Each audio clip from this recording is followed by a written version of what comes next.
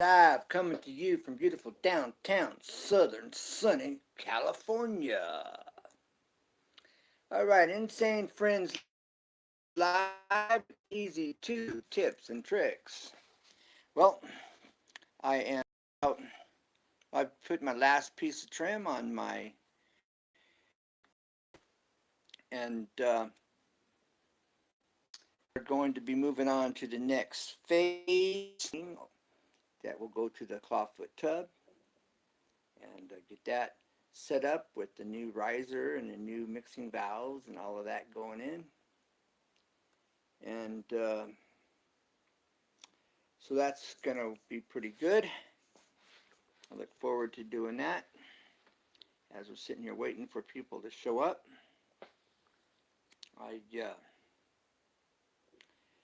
Maybe we will show you my last video right here. Not now, but right now. There it is, nothing.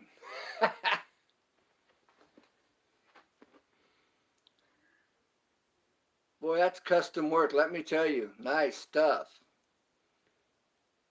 What in the world are we looking at? Oh, there we go. Is it live? Yes, it's not. It's live. All right, guys, look at this. We're going to cut this up close and personal.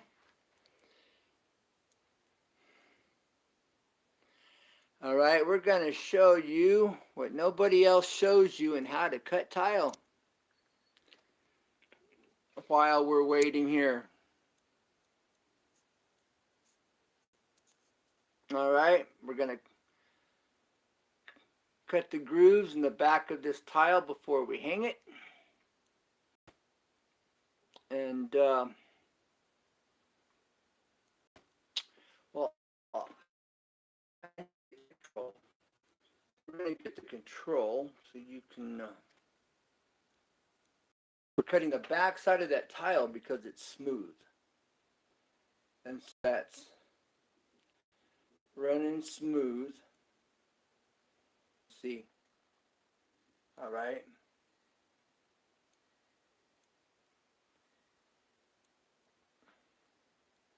I'm going to show you those notches here in just a second.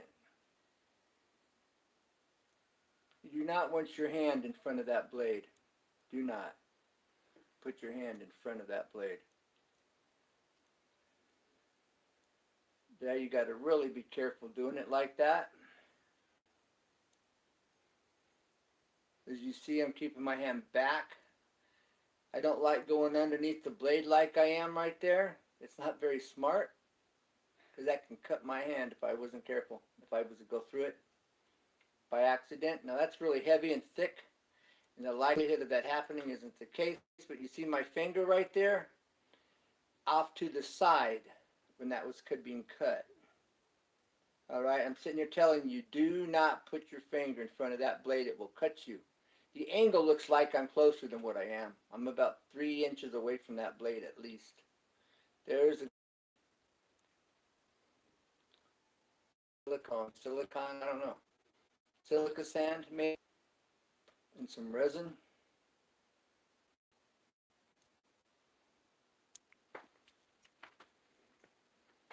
This, sorry about that. We're going to do a replay back so you can see who's here in the live stream.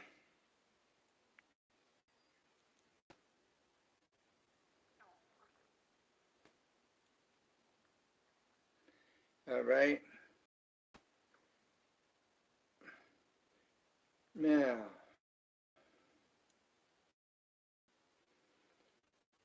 we will, that's the piece of trim, uncut, right there. Okay. Hey, little dumpling, I'm doing good. You? Yeah, I started late. I'm supposed to be here at 7 o'clock. And I was up all night. Unfortunately, I had a test to take today. And so by the time I was going to go to sleep, I had to stay up. And so I kind of took a little nap. And Anyways, I realized, wait a minute, it's time for me to do my live stream, and it's 8 o'clock by the time I realized it. And so I'm running really late.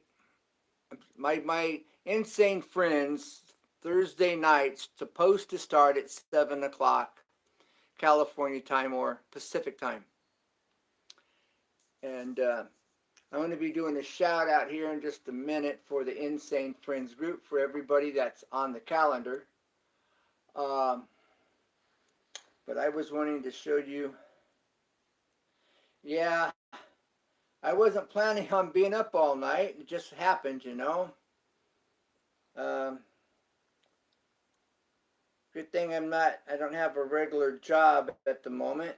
That would really have been rough nowadays trying to do that. All right, we are going to go back. All right, let's get that going. Okay, that's the trim or how it started out. And it's going to go underneath that bottom shelf. Okay. Oh, that's the trim there. No, I don't party. Just stay up all night on YouTube. Not funny. That was a long time ago. Thank God he set me free, let me tell you. I know you are. I understand. I'm just talking. Yeah, thank God he set me free though, that's for real. Those were the day. That was back in the day.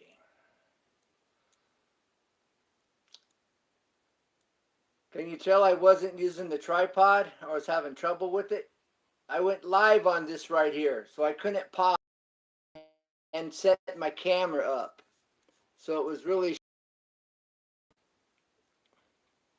and I'm going to show you where it's going. I'm going to be cutting it, all right? Now I'm walking outside. I'm getting ready to cut that piece. I got a custom cut, that piece of trim. And it's really difficult. So I'm going to show you some techniques on how I actually got that trim cut perfectly. And these are the things the tile guys don't want you to know. They don't want you to see this stuff. And so, you know, the fact that I used to do the custom stairs,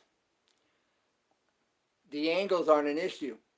Getting the cuts made wasn't my problem. The problem was figuring it out at the beginning. And learning how to, do everything else. But the angles, I say, are probably the most difficult. I had to do some free-handed 45s on the edge. And that was with the grinder freehand. That was pretty difficult. But my skills doing staircases made the difference. Let me tell you. If it wasn't for doing stairs, I don't think I could have done this. Without being shown or being taught. But that's why I'm blowing it open, Look at this. This is how you do a 45. That block is for cutting 45s on your trim, and that's how you set your block up. All right, by running it alongside that blade. And hey, Will, how you doing? But this was my last video on tiling. I'm done with tiling. I will be putting up the shower ring for the clawfoot tub next. Hey, Poet Maker, glad to see you in the live. Thanks for being here. I really liked your video with those little animals and just a whole mixture there. I had to watch it. I played it back several times. Really enjoyed that. You're welcome. Yes, that video was really well designed and well put together with just the mixture of little animals, and then the other ones, very unique and different, something you don't see hardly ever. And so that was really good. All right, I'm getting it set up now. I'm explaining it on my video what I'm doing. I'm getting ready to cut off this rounded part. I'll show you all the way across the length of it. And I'm setting it up there with the speed square, keeping it straight. I'm showing you the edge there, okay? Because if you're not careful, it could be cut like that, and it would mess everything up. And those are $5 a pop. So I'm going to show you how you line it up straight by using the fence. All right, you have it lined up against the fence and then straight. Then that will dictate your trim. Your trim has to go completely with that edge of that speed square right there. All right, you see the angle on it. So you can't have that. So you hold your speed square in place and push it up against it. Now it's straight and in line. Now you got to line it up with the blade, which I'll be doing next. Okay, I'm getting it basically where I'm wanting it and getting it close, making sure it's all even with to the speed square. Okay.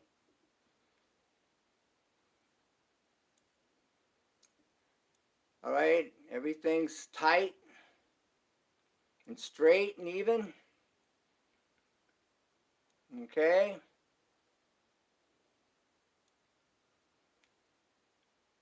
Now I'm going to get the block. I'm going to get my straight edge on the other side. See? And I'm getting it set with that angle, right where I'm going to cut it. See, right there on the edge of that bull nose. See? Just to the outer edge of the flat part of the detailing, to the back side of that. All right? You got a better angle on it right here coming through my cell phone than you would, because that's what you're getting. But this way you're really getting it up close and personal. There's the block, all right? That one goes on the bottom, that little one there on the side, so my clamp doesn't move.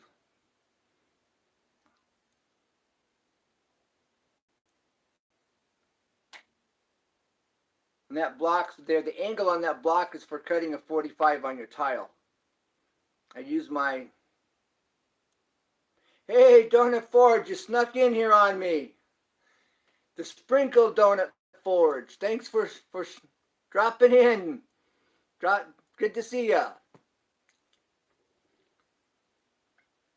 This is my last video on tiling. This is my very last one. I may go and show you some other things that I haven't shown you, but this is my last video on doing what I had to do for tiling, for now anyway.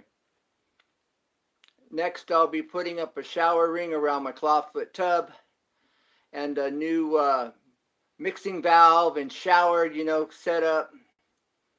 And then putting in a doorway, cutting a doorway in the bathroom, create a master bedroom. And going to do a garage door setup, not garage, a barn door setup on a track.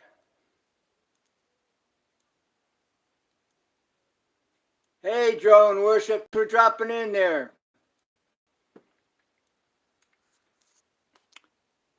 I'm cutting this bull nose off of it, and I'm gonna save this edge right here. I'm gonna show you how I'm gonna do that.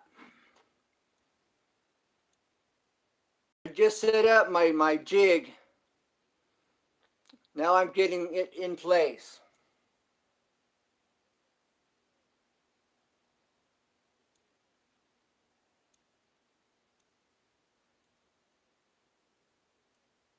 All right, I got to move it over a little bit more. I'm going to cut the outer edge of that detail, and we don't want to cut that. We want to preserve it. Okay, I'm moving it over just a smidge. See? And you slide it into the side of the blade.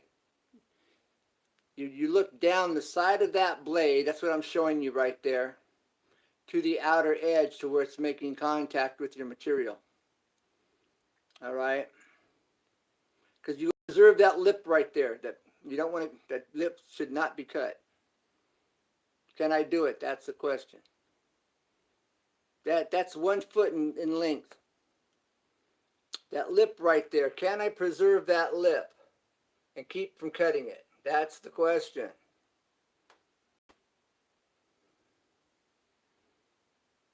Okay, that's the lip we're preserving right there.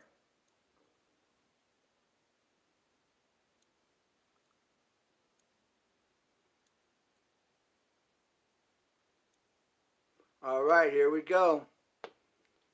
Start your engines.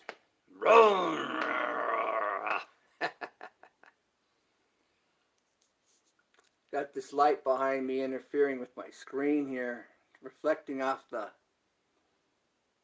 my TV, the flat screen. Well, I'm sitting there talking and explaining what I'm doing. There we go. Now there's no reflection as I'm dropping. All right. Here we go, up close and personal.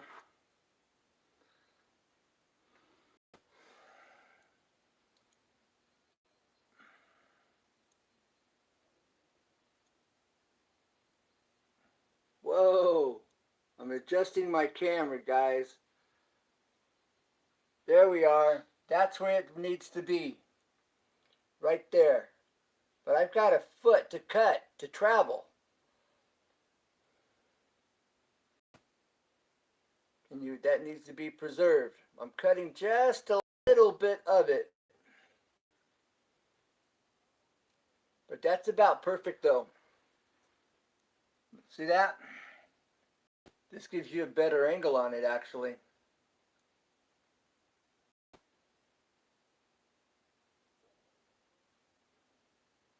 You're getting a better angle than the original angle.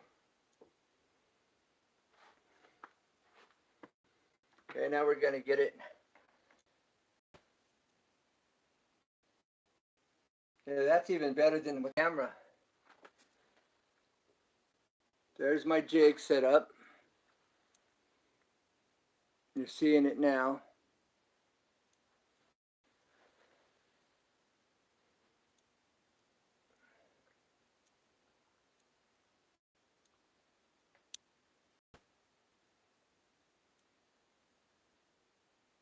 Edge is being preserved, guys.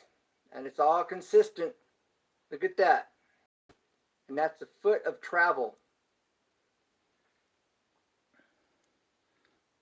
There's the jig coming through now.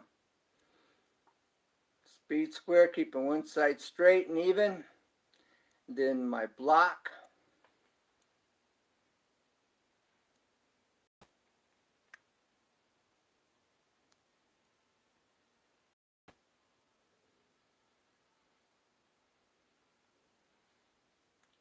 Okay, we're over halfway through it.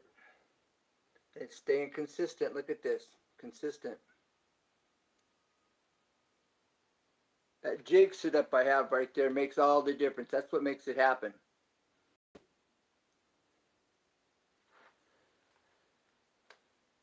Look at that. Consistent.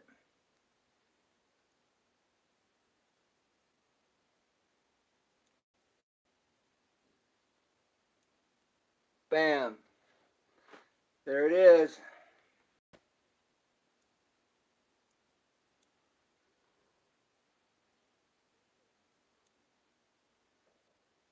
I'm singing, will it stay or will it go now? There it is. Hey, happy learning. Thanks for dropping in. Thanks for being here. Custom piece of trim I just custom cut. Just custom cut that trim.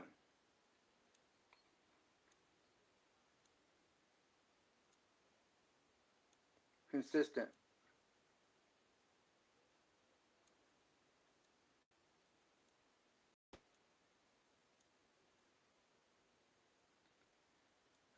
Sprinkle Donut Forge. That was satisfying. Got a shower. Well, thank you very much for dropping in here, showing support.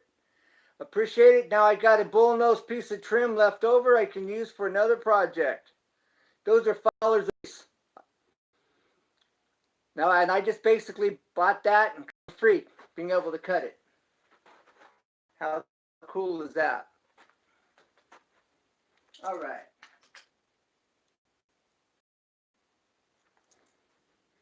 Okay. Well, Sprinkle Donut Forge, thanks for dropping in. Just fairly new to my community. Appreciate that support. And yeah, the jig I show you that I set up, this little makeshift jig with the clamp on my table and using a speed square on the other side, made all the difference in the world in being able to pull that off. Otherwise, that little edge was like about 3/16 wide all the way across for about a foot. And by putting the speed square back against the fence, that kept it straight, kept it a good 90. And I slid my trim up against it, got it close to where I wanted it onto the blade, put my block against it, brought it up to the saw, made adjustments. Wish we had sprinkled donuts. Where's the donuts, bro? Where's the donuts?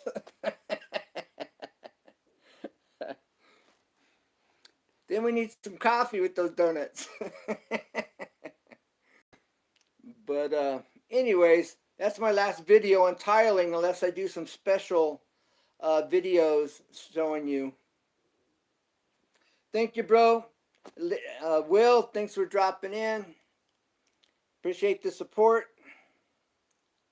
Take a cheap tabletop tile saw and put a rounding profile blade on it with a few mods, and you can make a stone bullnose machine. And you need some donuts, bro. Yes, add some donuts to that list. But are you being serious about what you're saying? I'm here with that. I'm not familiar with the round profile blade. You mean like a bullnosing blade that they make for making bullnoses? Because I have a video here on this custom accessory shelf tile niche that I've been working on. That was the 5 pieces.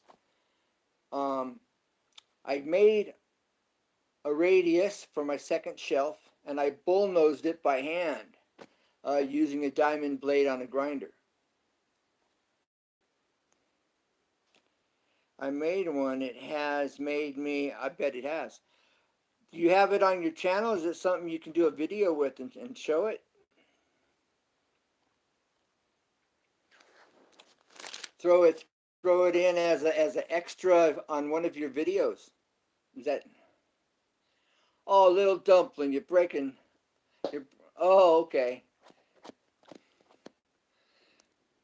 Well, if you're still here, Will, little dumpling says, "Get much more." Yeah, I know you do blacksmithing, but I'm just saying maybe you could throw it as a side note, you know. Yeah, I'd like to see what you're talking about. I have one of those little cheap tabletops with the blade that sets in the water basin, and it spins, and that's what keeps the blade cool.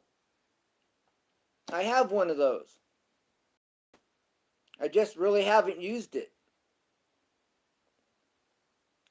But the blade you're talking about, I'm not familiar. Okay.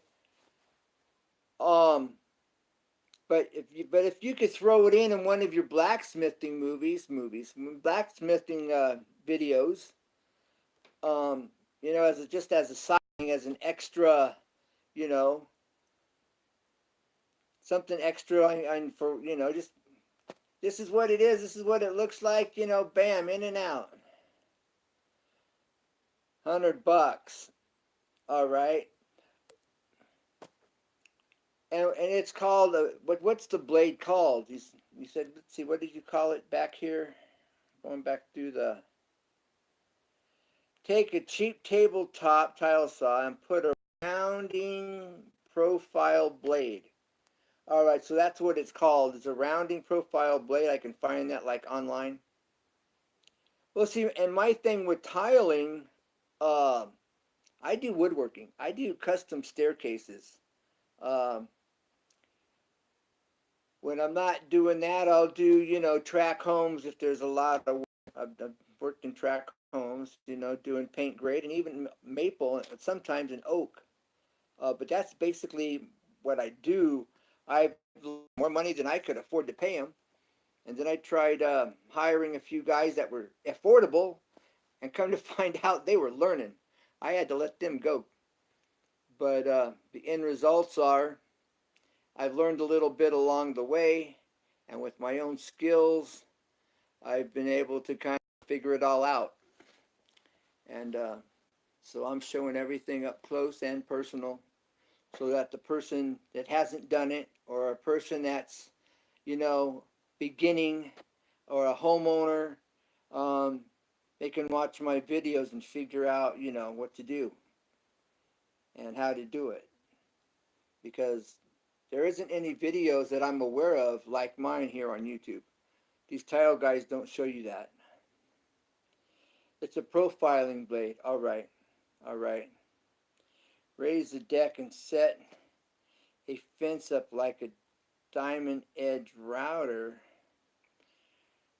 For sure had to invent it from this. Okay. I'd like to see your setup if you wouldn't mind. A guy, my dad's friend that got me started and taught me stairs, um, would buy tools and modify them and make them do what he wanted them to. Real inventive guy.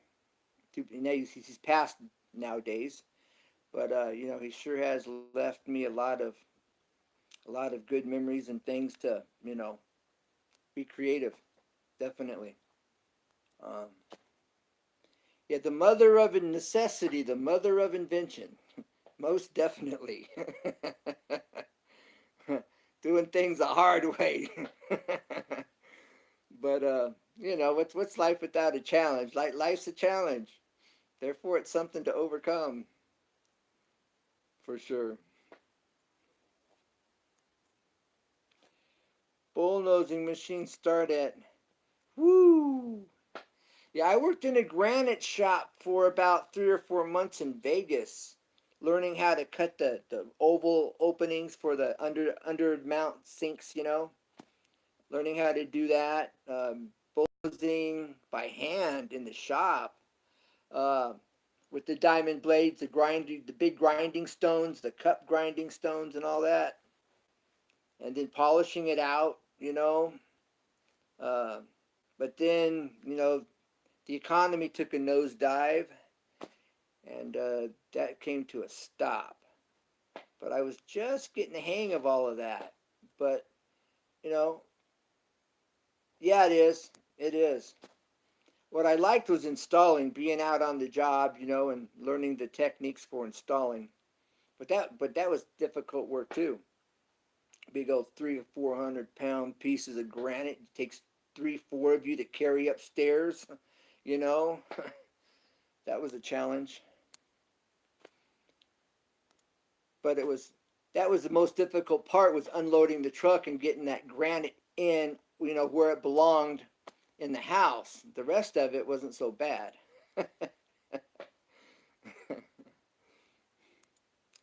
But before that, see, I was talking about doing stairs.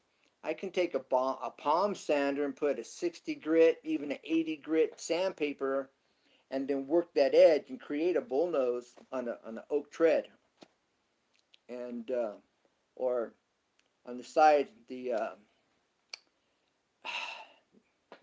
it's a half tread that goes out at the wall or out where the balusters go up the staircase, and do a quick bullnose, starting with the 60, even an 80, and work it down to a 320 and make it smooth as silk.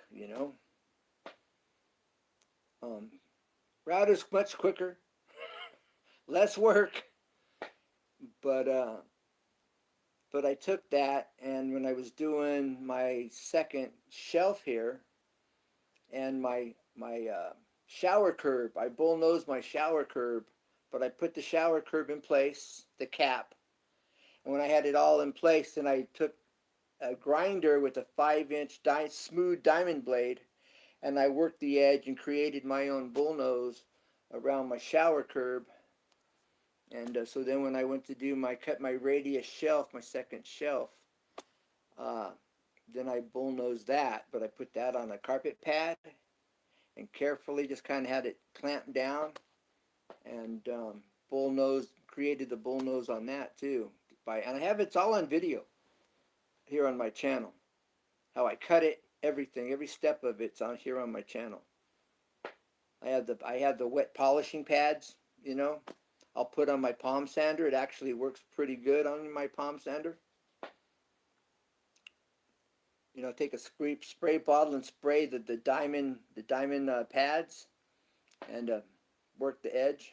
Keep spraying it and working the edge, and it will come out pretty good. Then I actually took some fingernail polish. I took some paint primer spray, sprayed the edge, and it looked good. And went over with some fingernail polish, and that worked out. Because it took it took the finish off of the edge, but the edge was smooth when I was done by using those pads. Um, it came out nice. So, what would you say would be a good basic beginning forge? I know nothing about forging. I know I need to get the metal hot and glowing red, and I need to have a railroad, a piece of a railroad tie or railroad track.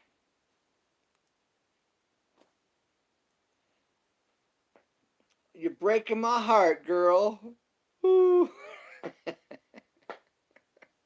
All right, little dumpling. I'm glad you were here. It's good you're here. I keep saying we got to talk one of these days. But good night, sweet dreams. God bless, and we'll see you on the rebound, whenever that is. um, a coal forge or a charcoal is great start. Propane is it? Yes. I Somebody not too long ago mentioned, because I was trying to understand about how to do a forge, and they were said you could make a dirt forge, and I've got a perfect location where I could make a dirt forge, and I've got some firewood. I can get briquettes, charcoal as well, and I've got a shop vac, and I've got some metal pipe. Um, and then I've got some brick or whatever. Even if I have to use like mud and rocks or something and put a dome on it, is what I've kind of been thinking. But I have to have the time because I'm consumed with getting this house.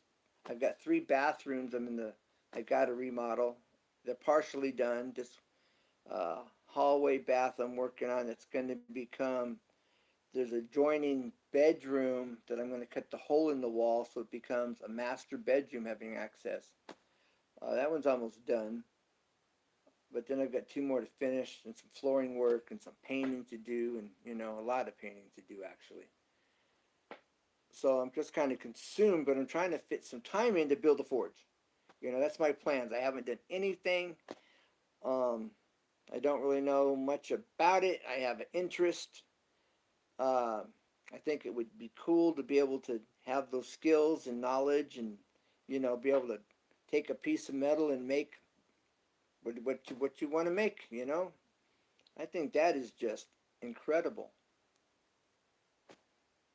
Yeah, any fire with forced air will get up to heat. Okay. Put a okay. All right. In the rescue. Okay, to rescue the air, rescue the air. Put a dimmer switch to slow down the air. To slow the volume, so slow the motor down, so you don't put out as much air, as much force. Uh, to reduce the air, you'll burn the steel up quick. Oh, make sure your motor can handle the voltage drop. Oh, I don't know. It's the big shop vac. It's a rigid 5-10 gallon shop vac. So I don't know. Uh, I've got some well pipe. You know, that's what is that, 40 gauge? Um, that I think I can. I think I have a piece I could use. I think I've got like a 3-foot piece. I think I do. But I guess even, you know, if you dug you a little channel and covered it with brick or something, you could just, you know, put the end of the shop vac hose there, and it would just be this channeled, you know, from dirt. You know, wouldn't get anything hot at all. That might even be doable as I'm sitting here thinking about it. Most most start with the 2-speed hair dryer. Um, I'll aggravate I'll aggravate you. Oh, but it works. Oh, it'll aggravate you because it's so slow. Because it's so slow. I would just have to put 2 blow dryers in there. That's all. Have one here and one up ways.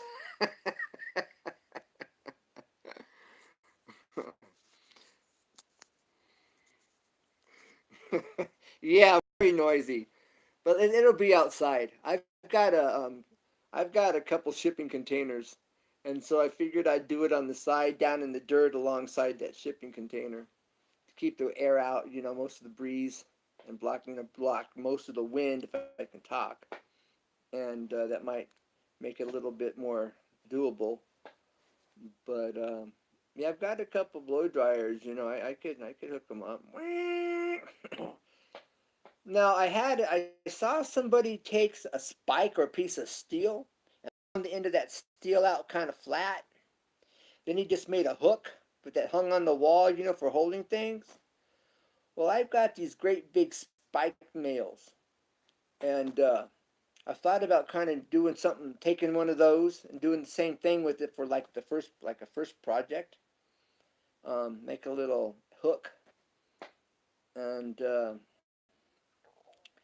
I could cheat and take my drill and drill a hole through it so I could mount it to the wall. But I'd have this custom little hook, you know, as the end result from a spike nail. Those ones that, what are they, about 6 inches long, 8 inches long, and about, oh shoot, about as big around as this pencil, almost. No, but maybe about as big around as this pencil. Those spike nails as a first project. But I want to make a knife. I've designed some blades for steel, regular steel. You know, have them cut out or cut them out. But to actually forge a blade, I've seen some guys do that with rebar. It might be harder than what it looks. Punch a hole hot. You'll spend a fortune on drill bits. Oh, okay. Maybe not on a nail. Drilling through a flattened out piece of nail might be a little easier. I'm cheating. Invent the mother of necessity, the mother of invention.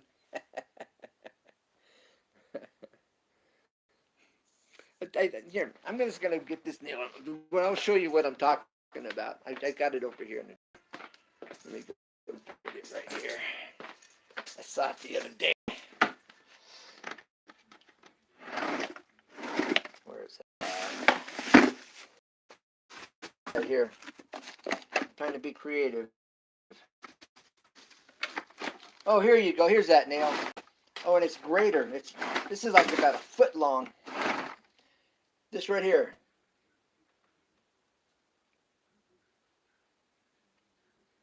I guess I could make several spike nails, several hooks with this. I mean, that's about like almost a foot in length here.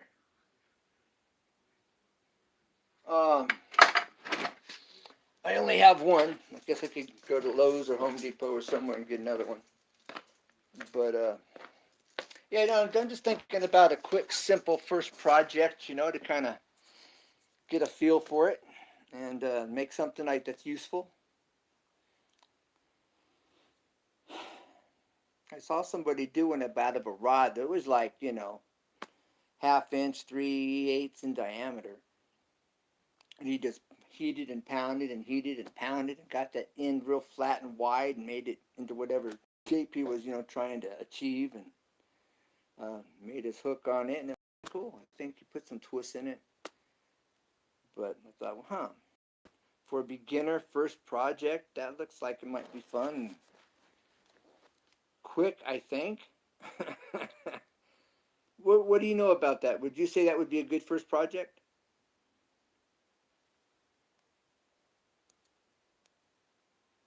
Yeah, it will work for a lot of things. Okay. S hooks are good first project. Making a little J hook is another. Okay, that's what I'm talking about, is a J hook. I have a piece of railroad track. Um, my dad picked it up from somebody, gave it to, I don't know, and got it at a swap meet. I don't know where he got it, but I've got like a 6 inch, 8 inch piece of railroad track. I've got one of those vices with the little flat spot in the back, but I don't think that's really going to do a whole lot. So I've got plenty of stumps, you know, I can use. I can mount it to.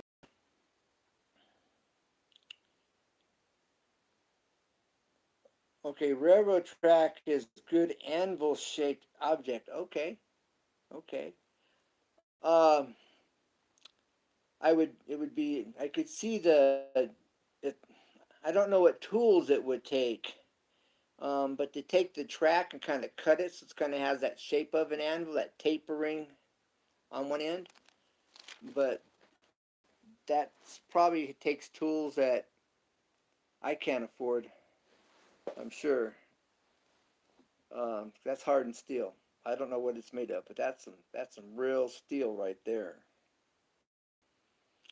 Um, I saw one guy make a knife. He took, I think it was motorcycle chain. It could have been bicycle chain, and then he was sprinkling some type of sand or some type of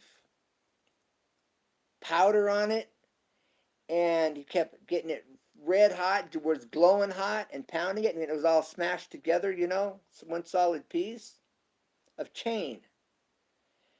And he made this knife that was just bad to the bone. And because of the shape of the chain, you know, kind of left this resemblance as an after effect when he was done in the blade. Um, that was just impressive. I was like, wow, that was cool. But you got to be better set up, you know. I mean, you could probably pull something like that off, and that's definitely a down the road project that I think I'd like to do at some point. I, you know, get started with this. Uh, it it ain't fun to cut the Japanese. I'm not. uh, had a very basic small square anvil. Bladesmith don't need a hone on their anvils, huh? What is it they do?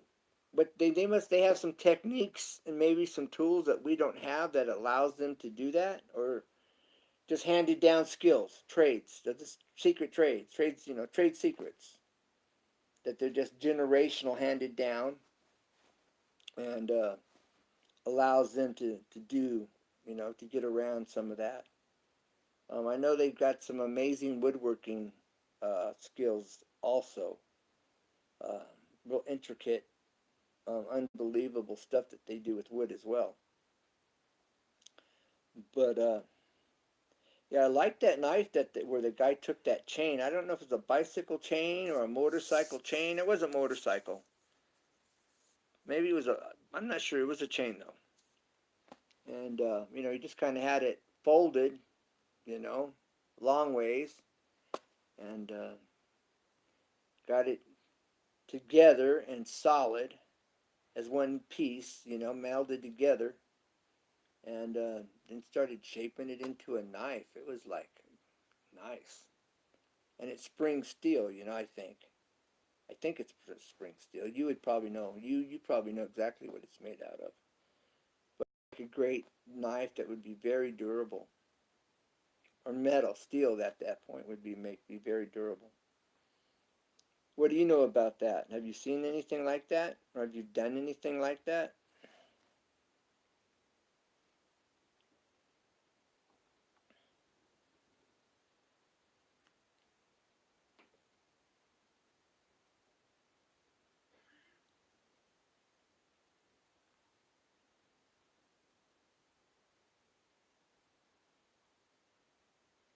Just waiting for your response. Samurai swords were made on tiny square anvils. Really? Huh. Unbelievable. So they'd be flat. About the size of your hand, maybe? Or your fingers? That's what I'm picturing in my head. Something just kind of small and solid. How long have you been into blacksmithing? And how did you get started blacksmithing?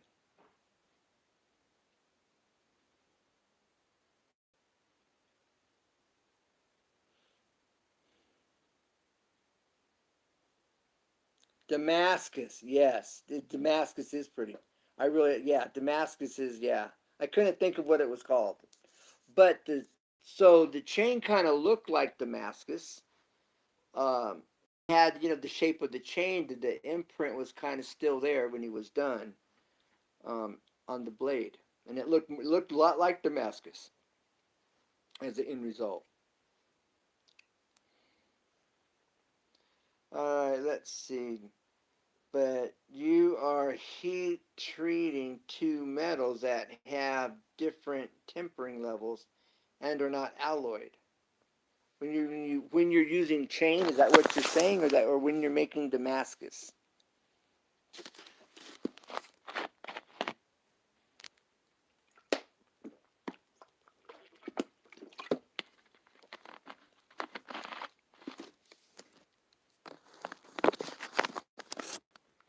Its properties are called pattern welded steel. Oh, okay.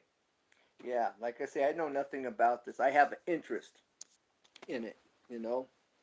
I could see myself really getting involved with it and really enjoying it.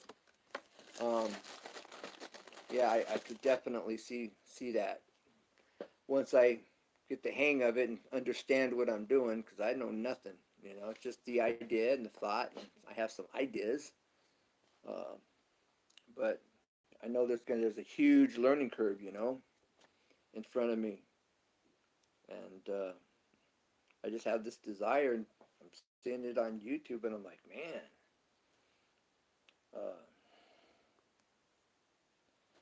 I like one solid homogenized steel that I can harden and temper properly.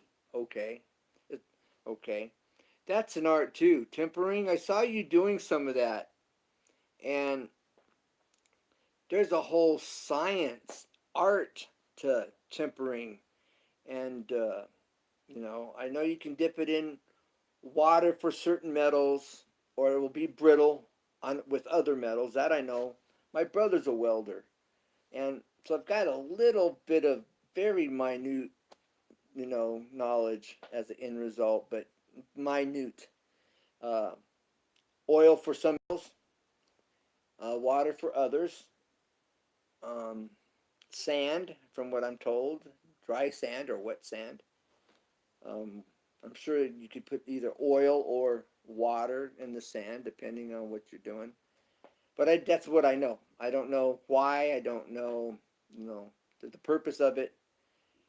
why sand versus water, or why sand versus oil, or oil in the sand, you know, uh, a slower cooling off process for a harder steel, maybe. That's what kind of makes sense to me. But I really don't know. Have you ever used sand, or like sand and water, or sand and oil? Truth Freeze, been a while. How you been? We're sitting here talking with the Sprinkled Donuts Forge. I'm wanting to do some forging. I know nothing about it, and the Sprinkled Donut Forge here, we're kind of discussing just kind of some, basics on forging, and we're talking about heat treating. Uh, Control the heat is essential to forging.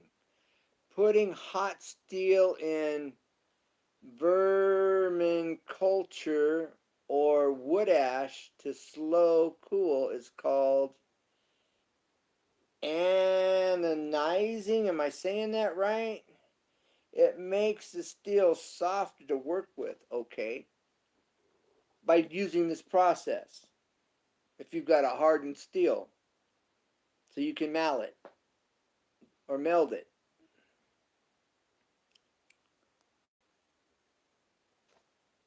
Smithing needs to be taught, shared. Yeah, I'm sure it does.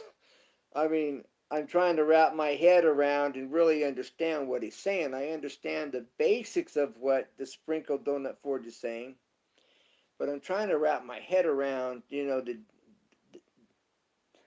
depth of what he's was, the whole thought behind what he's saying, and I'm getting the gist of it. I'm getting the gist. Um,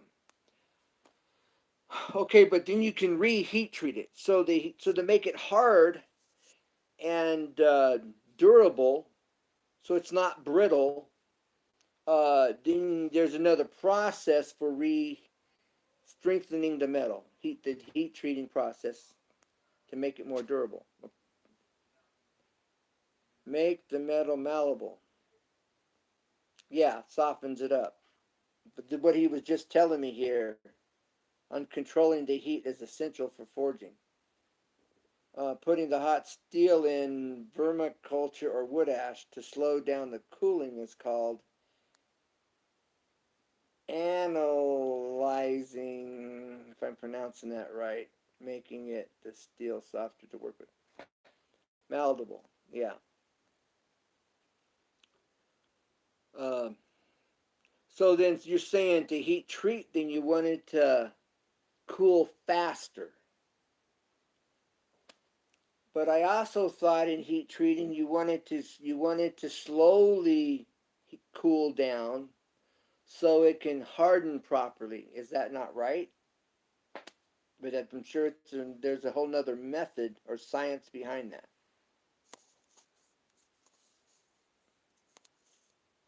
The Sprinkled Donut Forge.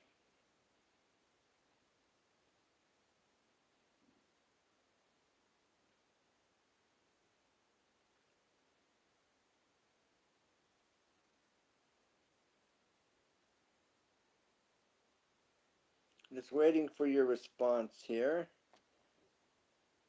Sprinkled Donut Forge. Write it down on paper, please.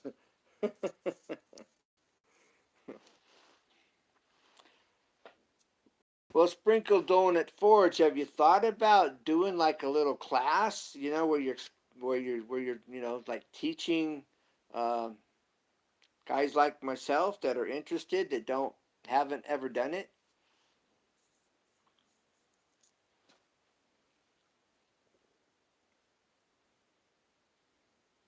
Or do a video for those of us that haven't done it and are looking to learn. All right, when you harden, okay. You quench it in oil, or water and gets it as hard as it can get brittle, okay? Then, once it's brittle, reheat to draw the colors. See, yes, there's something to colors. I've heard these guys talking about purple and blue and, but I don't understand any of that. The colors you need for the steel you're using. That's funny. You got to know what colors you're looking for.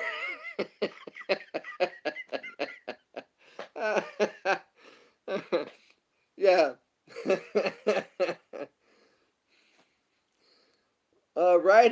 Write and edit a book or a manuscript. There you go, Truth Freeze. Then you could sell your book.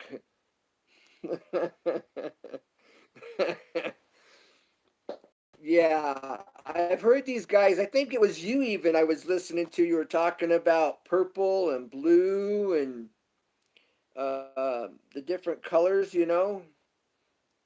Um, Lost arts need to be taught to us. Yeah. Lost arts need to be taught, yeah, to us. Yeah. He's got a good channel. Um, he has a good channel and worth watching. Hey, see, Truth, see, I made this right here. I made that out of a piece of fire. Look at that. That I can do all day long. Nice. But meld steel, whole nother animal. But I made that one.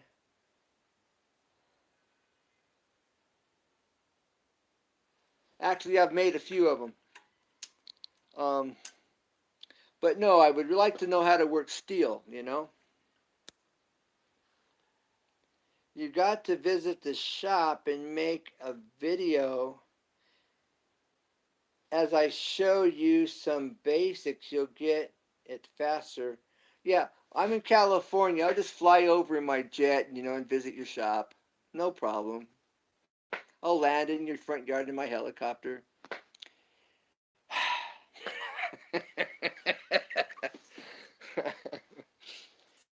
But no, I'm thinking, if you did a video, where you're showing the basics, some simple things for guys wanting to learn, you know, that would be cool. That would get you some views, I'm thinking. Um,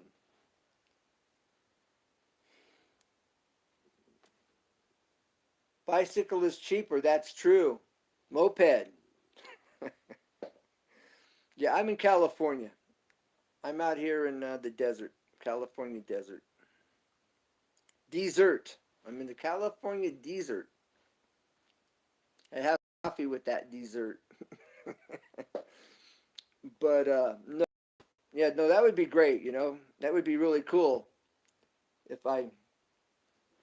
you were close by, and I could go drive over and hang out with you for a day or a few hours or something. That would be really cool. But not doable, and I don't have no excess funds to even fly right now. I've got to get this house finished. Then I'm moving out of Dodge. I'm going back to the south. Not exactly sure where at the moment, but I'm out of California. California. A lot of good people here. It's a real mixed up state, though. Really mixed up. And lot of good people here, but there's a whole lot of everything here too. Um, and it's going down the tubes, just down the tubes, in just all directions. It's not the state I grew up in. I mean, it's just everything is just so different. Yeah, that's what I'm talking about, brother. I am get the only thing that's holding me here is I got to finish this repairs and the remodels on do what I'm doing here in this house, so I can get it up for sale, and I am gone. Uh, I want to be out of here by the end of summer. That may and may not happen. I'm willing to move by Christmas. If I could be out of here by Christmas, I would gladly move in the winter. Dead of winter, I'd be happy. I'd be celebrating getting out of here. All right. That would be great. That would be. I personally would appreciate that greatly, and I'm sure there's many other guys out, of us out here that would really appreciate that. Like Tooth Freeze is saying here, it's a lost art. It really is, and it's valuable. It's invaluable. I mean, it's you can't replace it, and kind of like doing these staircases. A friend of my dad had showed me some things and was teaching me, and that's how I got started. And my brother and I, and he was welding, and then he started doing this for a while. But anyways, I'll try to get some content out on basics. Yeah, my father was born in California. Yes, it's another world here in Texas. My dad is from Texas. I'm born in California. My grandfather's from Missouri. And I can't wait to get out of here. Can't wait. I've lived in Tennessee. I've lived in Mississippi. I have a friend in Arkansas. Yeah, huh? How about that? And I like it back there. I lived like a quarter mile from Elvis Presley's birth house in Tupelo, Mississippi. I came here to bring my dad back with me. He was elderly, and he fell and broke his hip. After I came here to pick him up, and I'm going, no way. I couldn't put him in a convalescent home. That's why I came out here. And so I was buying a house. I left my house behind, my job behind, and I ended up staying here. And I'm glad I did. It was my dad. And but as soon as I can get out of here, I'm back there. So, anyways, so yeah. You could put something together. That would be great. Really really be appreciated. And like I'm saying, I'm sure a lot of other guys out here, on YouTube and looking, would be really glad to find your video and have that available. Not too many guys are even doing that I'm seeing. They're showing you what they're doing. They're not explaining a whole lot, but they are showing you and talking about it and that kind of thing. But yeah, that would really, really be appreciated. If you make a video like that, and if I happen not to catch it, or what I've been telling people lately is if you go to my comment on my most recent video and say, hey, I just uploaded, or I'm going to be uploading, in my comments, then I got the heads up. And I know to either go to your channel and check it out, or I'll know to be looking for it, later that day or the next day or something like that as well. Um, Nobody's doing this. This is just something that out of necessity, I'm going, that works for me. But that's going to work for how many other people? See? Um, and so that's what I've been saying to everybody here lately, going, look, nobody's doing this. It's something that works for me. And just give me a heads up. Come into my comments, say, hey, I just uploaded, or I'm going to be uploading. And that way I don't miss it. I've been doing tutorials for the reason of spreading the craft or forging to folks. Thank you. Okay. That's why I'm doing the tiling the way I'm doing my tiling videos, for the same purpose. To get them this love the craft. Yeah.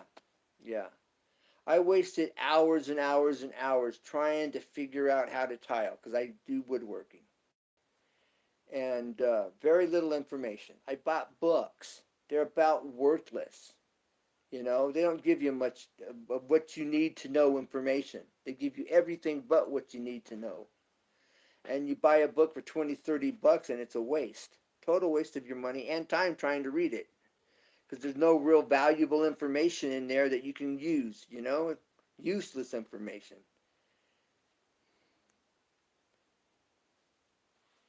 Yes. Yes, that's why I'm sharing with you. That's yes, exactly. I see that. And so that's why I'm doing these videos like this, you know? Because the guys in the trade that know it, they're not showing it. Very little. They'll show you little hints here and there. You know, they'll show you a little bit here, maybe a little bit there, maybe, but they're not showing you. They don't want you to know. If I was working on staircases, I don't have time to do that because, or even I got to do this house. But if I was working doing a staircase, I'd be showing you that stuff too. And most stair guys aren't going to show you. They're not. They are not going to show you what the tricks of the trade are. And I'll blow the roof off of it. I'll expose it all. You know, I don't care. Uh, and some of the tricks of the trade I'm showing you right here on my tile videos. Some of the same techniques that I use for doing stairs, I'm showing people right here in my videos, different things. It's not everything, but how to get things laid out, set up, how you figure out an angle, how you know, not without using a tape measure, you know, get the measurements you need, and the different tricks I'm showing here on my channel. I mean, on these tiling videos, some of the same techniques apply. And but these stair guys wouldn't be doing it. They wouldn't. So the Sprinkled Donut Forge, I think we're definitely on the same page or the same mindset. Yeah, big time dramatic tutorials are more like magic shows. Yes, yes. Yeah, brother, we are definitely on the same page here. But now it was that way. I like your comment. Thank you. Yeah, yeah. Let's see who's in the. Not to ignore you, but someone just popped in the channel, and I can't. SL, I think. Channel. Is that SL channel? You're new here. Thanks for being here. Um, like, subscribe, share, join visit others' communities. You want to visit their community. You want to visit their channel. And you don't sub channels. You support. You're a new supporter. Just in case you're not familiar. I'm dropping that, giving you a little heads up on that, because YouTube's changing their program and how they're working it. And you can't say, I've watched your content, come watch mine. You can't do that.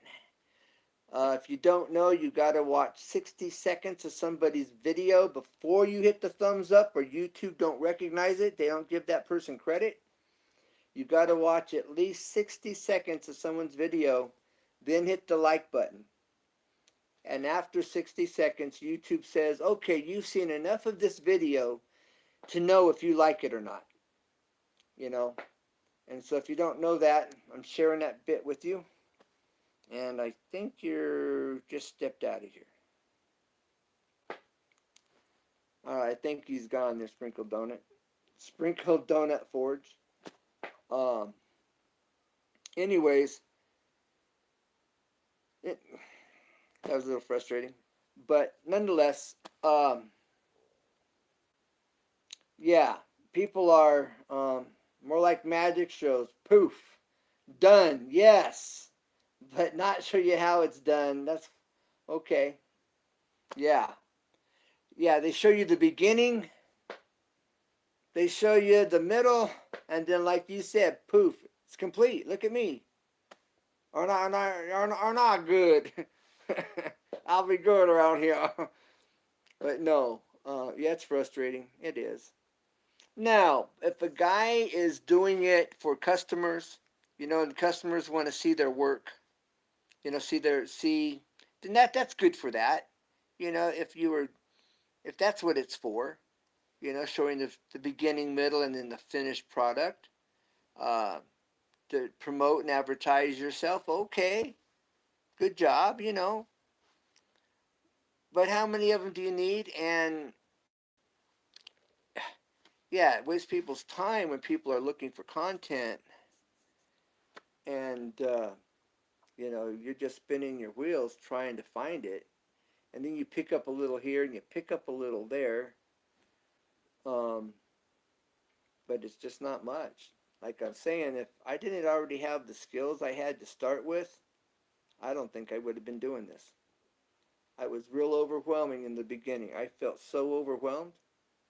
I kept pushing ahead, pushing ahead, pushing ahead, looking for information, getting very little, having to figure it out, trial and error, trial and error, trial and error.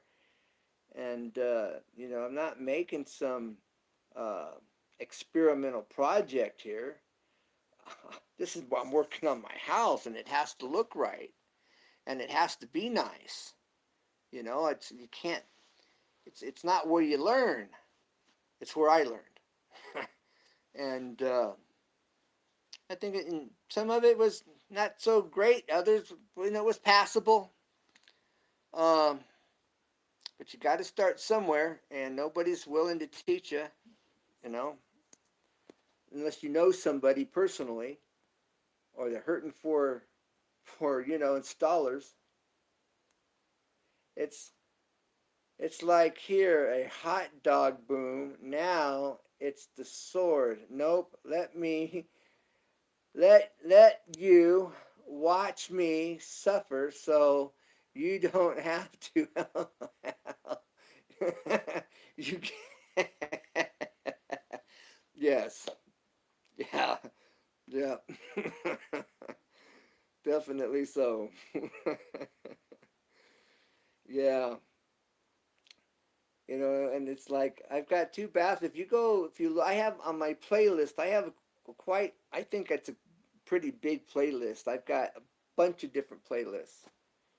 And if you go to my tiling playlist, my older ones on my showers, you know, you'll see the painstaking work that I was doing.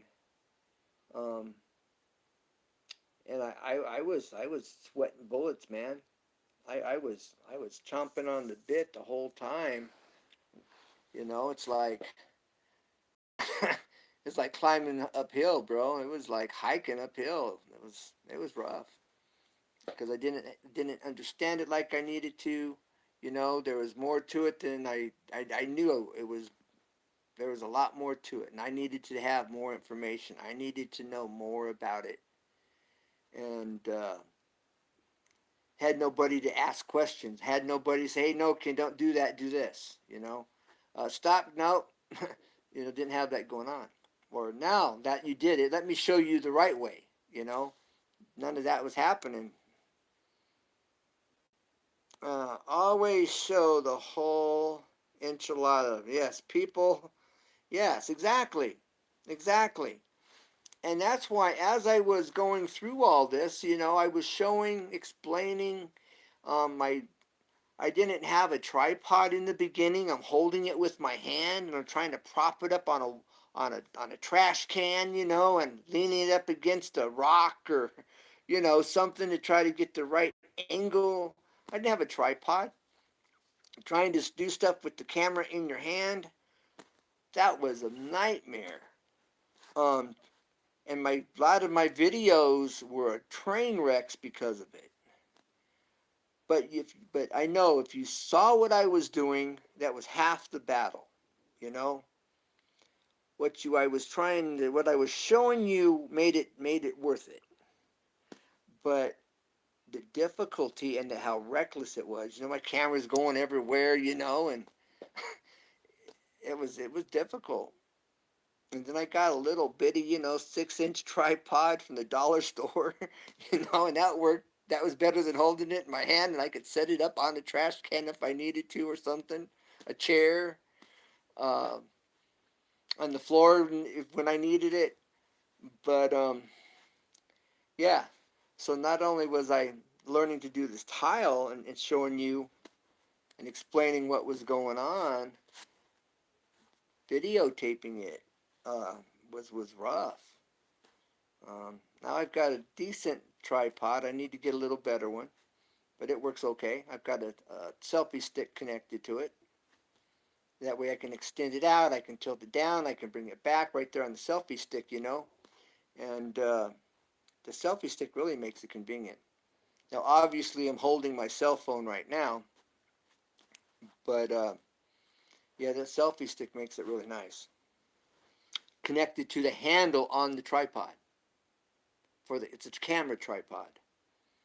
And so I've got the selfie stick zip tied, taped to the handle for the camera, so you can, you know, platform, and it works out really good. But I need to get another one, a little better one. But anyways,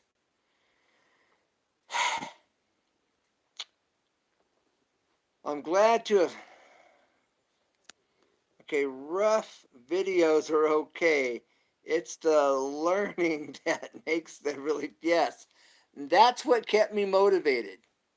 That's exactly what kept me motivated is, you know, you will learn from it. There is information here worth your time. And what you're seeing, worth your time. I have a how to do a shower curb. It's not 100% the right way. On the side curb, the tile went alongside of the curb.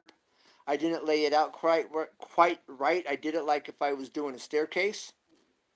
I cut the two end pieces, the back end and the front end, the same width or the same length. Then I put full pieces in the middle. That's how I would do a staircase. So I did what I knew to do. That wasn't the right way to do it. You go full all the way from the back all the way to the wall or to where it's going to end, and whatever that distance is, that's what you cut and you put that in there, whatever that is, whether it's a 2-inch piece, a 3-inch piece, a 1-inch piece, you know, width. But you go full from the corner forward, and then at the wall you can put in your shortest piece. That's how they do it in tiling. I did it like I knew to do if I was doing stairs and putting in balusters, you know, on the handrail. You figure out the length, you take the odd number, let's say it's 57.5, right? So you go 50, that's what you work with, but then you take that 7.5 and you split the 7.5 in half, okay? And then you put your 3.5-inch piece in the front, and you put your 3.5 piece in the back, you know, and then you work with that 50 or however it works out, just to give you an idea, a rough idea. So I did that with the tile rather than just using a full piece all the way. And when I got to the very end, how big was that piece? And then just cut it to that length. Make an account for the gap, your 1/8-inch gap or your 16th-inch gap or your 1/4-inch gap, whatever the gap is. You got to figure that in. And so that's kind of similar to stairs, but stairs is like 5 inches on center. You put a baluster. Some people, you would call them spindles, but on a staircase, spindles are not spindles. What people call spindles, because they don't know better, on a staircase are balusters.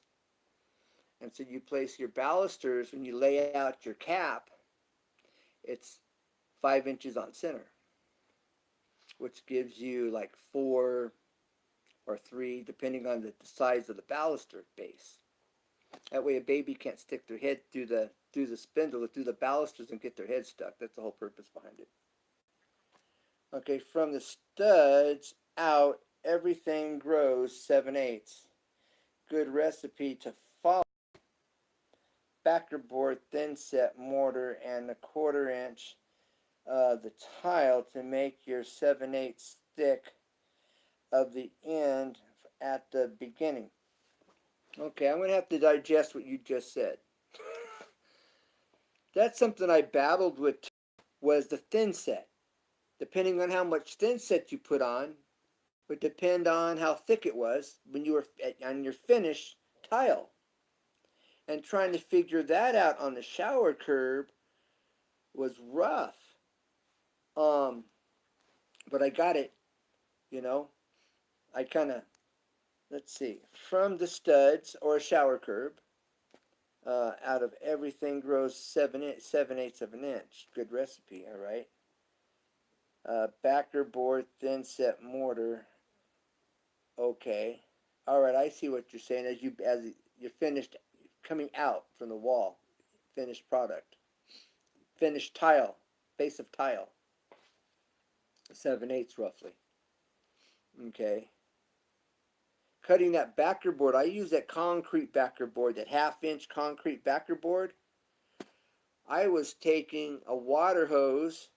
I would take my backer board, put it on my sawhorses, run a water hose on it, and take my skill saw with the diamond blade and running through it to cut it to keep down the dust. I don't know how you would normally do it, but it worked really good that way. Um, then I was taking the waterproofing, the liquid, Thompson's Water Seal, and I was spraying the backer board with Thompson's Water Seal and coating it first after I cut it. And then when I put it in the house, and had it up, then I would go over. I used the uh, the gel, the liquid Mapes, the Mapes rubber seal. It's like a green gel, kind of like Redguard. Anyways, then I used my rollers on that afterwards. But I did that because it just made sense to me, Spray it down or roll it down. I'd also take a roller, a little weenie roller for painting, and pour it out on the backer board, and then roll it out with the weenie roller. They absorb less of the Thompson's Water Seal, and you're able to cover it real quick. That way, if it got through, if it got through the Thompson's, not Thompson's, got through the, I did that too. I have one of those ones with the little canisters or paper, the little filters on the side. But I still took a water hose. When I first was doing it, I was trying to do the drywall knife, but that was a bear. Then after I did one shower, the next one I learned to just put a straight edge. I have a 6-foot level, a 4-foot level, and kind of stand on there, a 2x4, and then just cut down into it, and then snapping it. But that I didn't do that in the beginning. And then sometimes you just have to use your saw anyway. But that backer board, right, from what I understand, it does give you cancer. So you really got to be careful with that. But they don't talk about that when they're doing their videos. I mentioned it when I was cutting mine, when I was videotaping that, part of that anyway.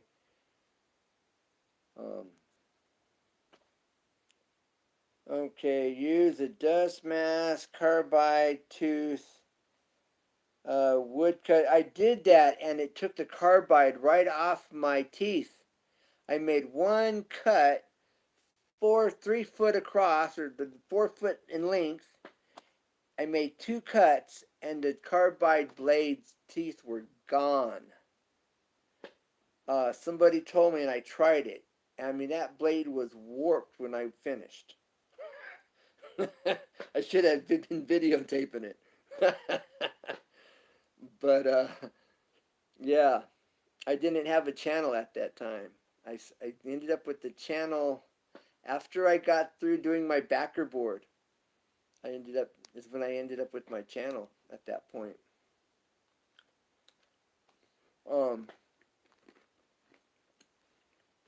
Yeah.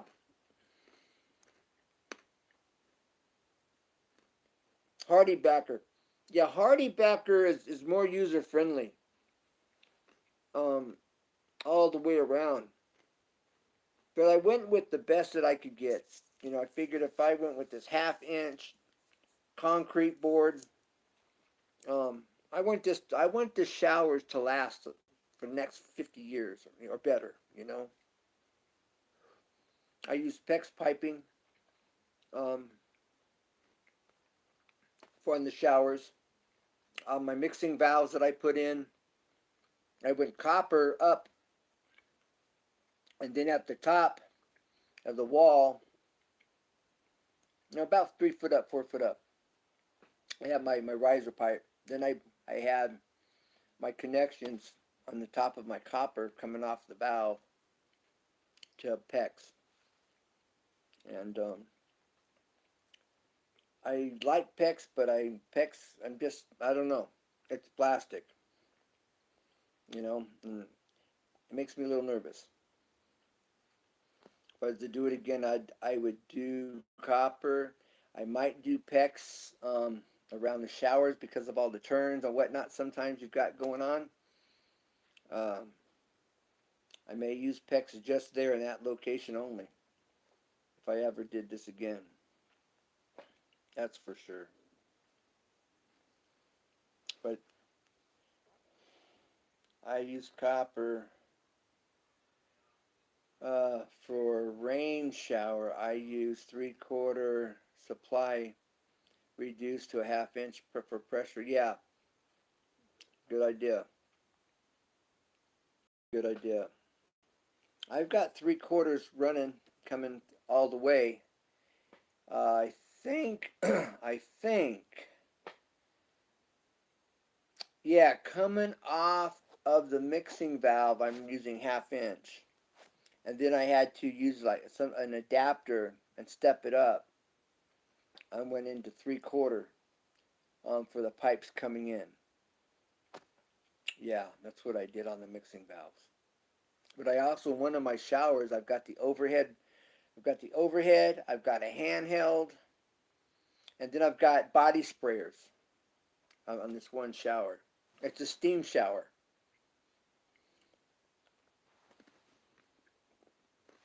The light's not good in there. I'd show you right now. Um, but it's a steam shower setup. I'm not using it yet. I got a little divot in the floor. I used the River Rock. I got a little low spot. What would you say? I'm thinking about taking some thin set, taking my River Rock, finding some really flat ones, or cutting them, and then kind of putting them in that spot and kind of building it up. Or what would you do in that situation?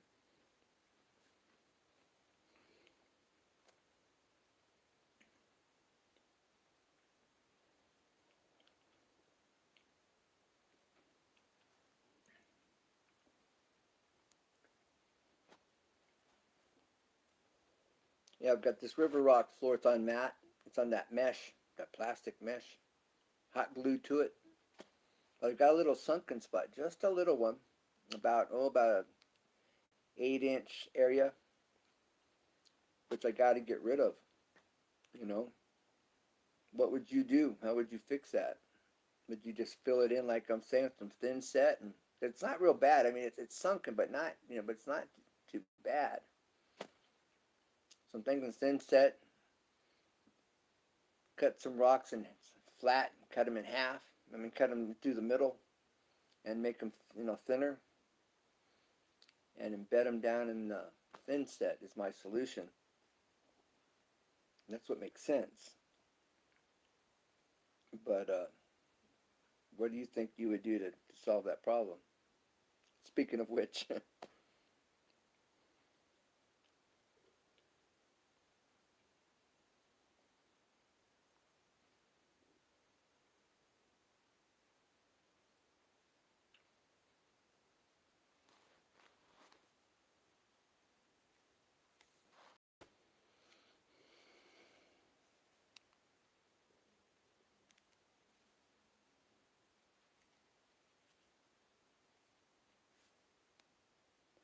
okay, remove the grout around the pool and carefully chisel out the rock. I was afraid you were going to tell me that. Build up the area with thinset and reinstall. Okay, I needed to hear that. I needed to hear that. I did not want to do that. I'm thinking that's what I might need to do. I did not want to do that. Isn't that how it goes? All right. That makes perfectly good sense. I'm just so tired of working on this. You know, I know. Oh, when I do that, I guess I'll have to do a video on it. Shoot from the hip. You know, there we go. Another experiment. No, I'm joking. Uh, but yeah. Yeah, I thought you were going to say that. I've kind of in the back of my head, I've been thinking, is that what I'm going to have to do? I was hoping maybe I could get away with taking a shortcut, and that's what I was really trying to do, hoping that would be sufficient. But I've got a diamond blade grinder. I've got a grinder with a smooth diamond blade on it. Shouldn't I just be able to cut it out with that and then kind of chisel, lift it out after that? Someone else is in the house. Thanks for dropping in. If you comment, I can give you a shout out. Oh, Truth Freeze is back. Okay. DIY clean water 3 days. Huh?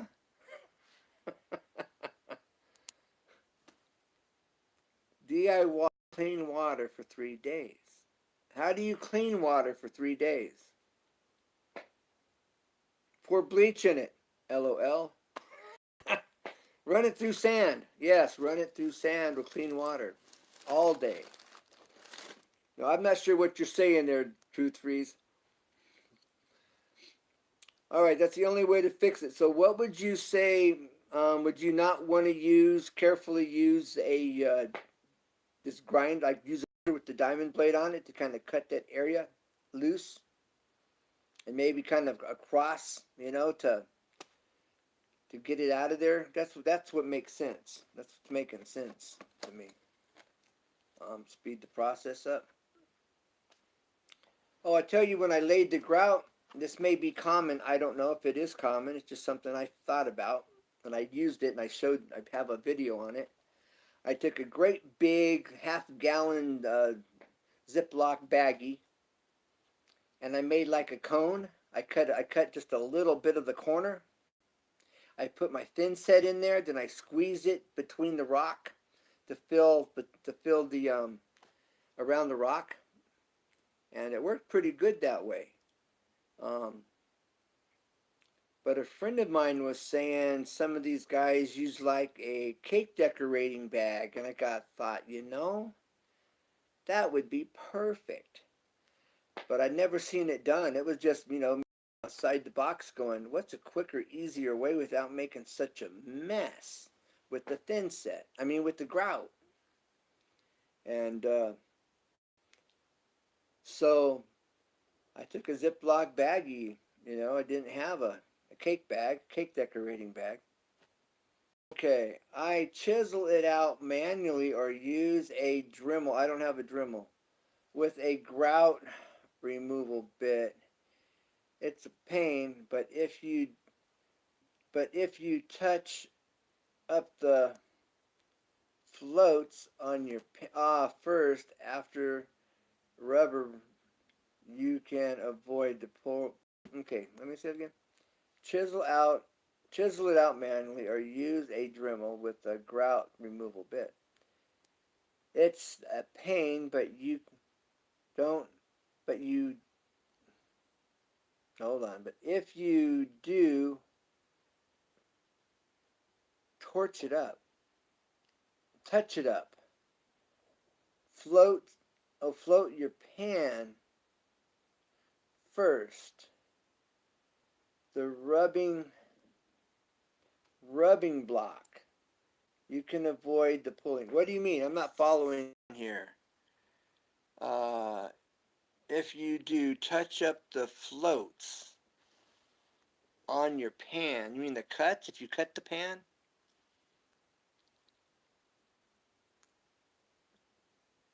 I have some that spray rubber, You know, if I cut into it or something, but I'm not quite sure what your rubbing blocks you can avoid the pulling. Oh, so you're saying float it, bring it up, get out the hollow spot, and so it's level. Then put your rocks in individually. Is that what you're saying? What's a rubbing block? I have no clue what a rubbing block is. You could be, you know, throwing me a curve and I don't know it. Rubbing block. I have no clue what you're referring to. Is that like a board stretcher or a sky hook?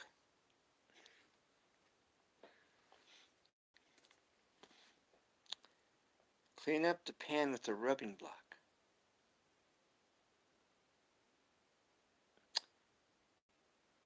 I'm not quite following. Um, I would want to take a hammer. I've got a cold chisel. I'd want to take a hammer and a cold chisel and kind of break it, you know, break down in that area up and vacuum that up out of there, and then put down the thin set. That's what I would do. Um, but you're telling me about a process, and I have no clue what a rubbing block is.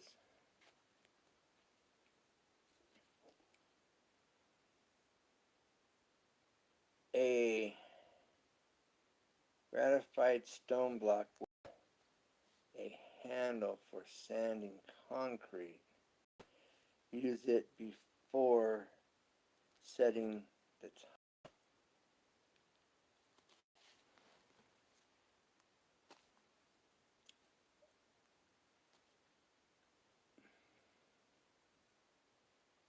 I've never seen one. I've never seen one. But I'm thinking that if I take a chisel, I have a cold chisel, you know, it's about a 3/4 inches wide or so, and I break up the thin set, I vacuum it up. It's not going to be perfectly smooth, and it will give the new thin set something to grab onto, is what I'm thinking. And I'd be basically accomplishing the same thing from what I'm hearing you say.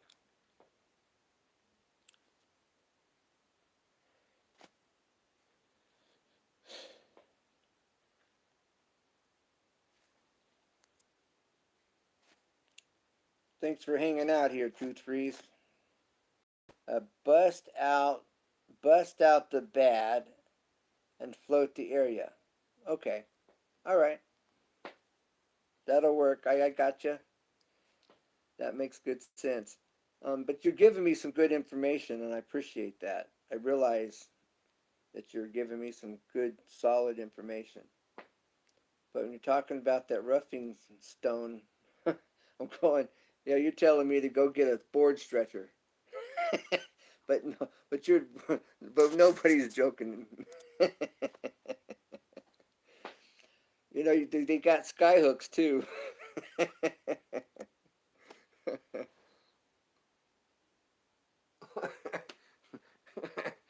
Doesn't work. But no, sprinkled donut forks. Thank you. I appreciate that. Um, thank you. You just told me what I needed to hear. It's not what I wanted to hear, but it's exactly what I needed to hear. And I was afraid I was going to have to do that. I was just hoping there was a shortcut. But I'm going to do it. And when I do it, I'll do a video. You are her vocal. I've been through all the mess, lol. That's where you get the experience. But over 100. Oh wow! I've only done 2. I can show you one. While we're sitting here talking and we're hanging out, I'll show you one where I've got good lighting. And I put in a custom. I'll show you the bull nose I did by hand, and it's on my videos. The shower seat, custom shower seat I made, and I'll show you. Let's start over here. until I get to them. All right. All right, let me get some light on in here. Okay.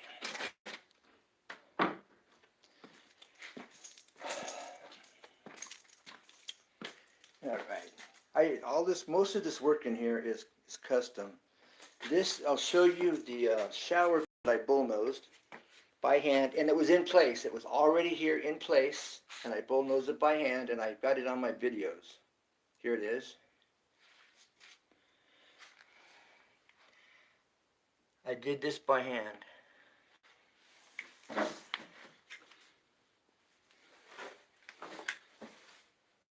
I'll show you the part of the shower curb I was referring to. Is right here. See the space? Then I did the same. I haven't put it in yet right there. And that's where I went wrong.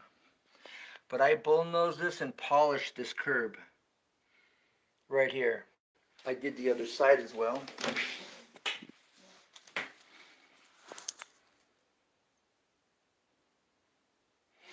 Then here's my custom shower seat. I bullnosed this edge, the corners.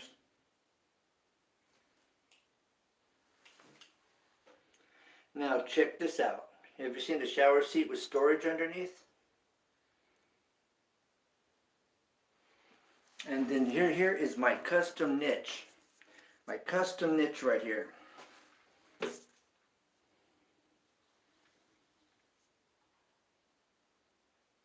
That was just out of my head. Okay, now I put in a built-in razor holder. I cut this into it.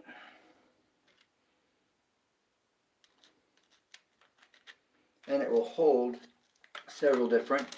And see this? See how wide this is? See how big that shampoo bottle is? It fits in there comfortably. See that? Bam. And then this is the sides, my ceiling. Alright, I'll give you the overall. I put in this handrail for my mother-in-law. I put this one in for my mother-in-law. That's my shower set up. Okay.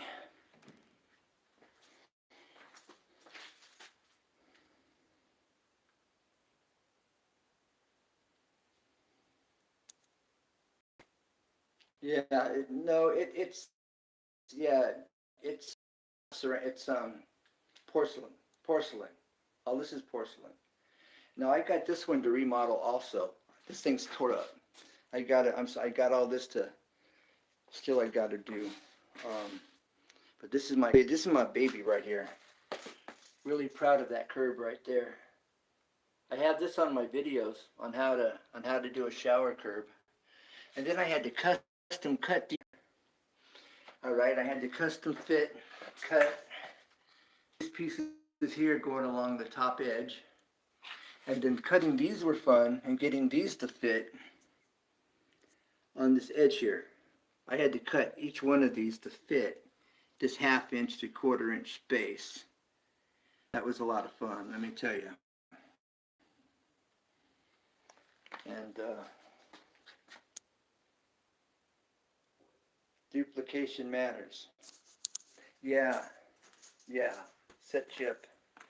Setting up a, I'm brain dead. Setting up a, can't think of the word I want to use.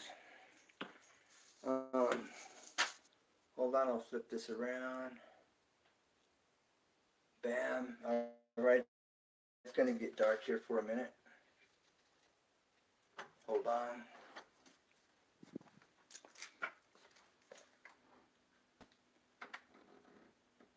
I'll show you this. I don't think you've seen it. I'll show you this here.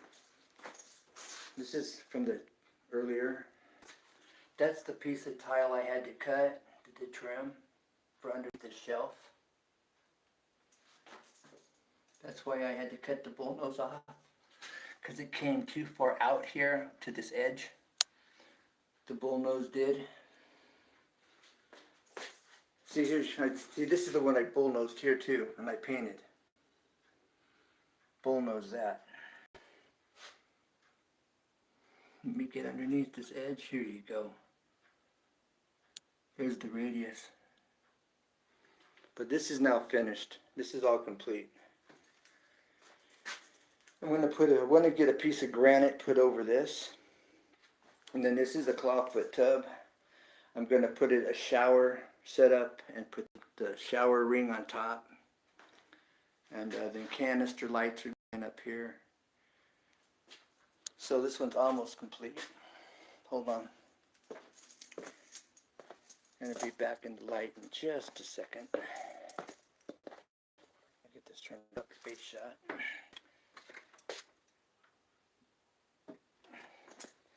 Yeah, anyways, so that's one of them that I did. That was my first one that I did. Then I did the steam shower. It's all enclosed.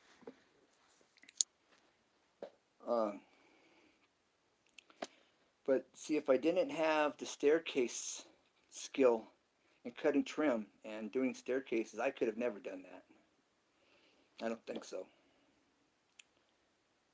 And like I said, I was sweating it every step of the way.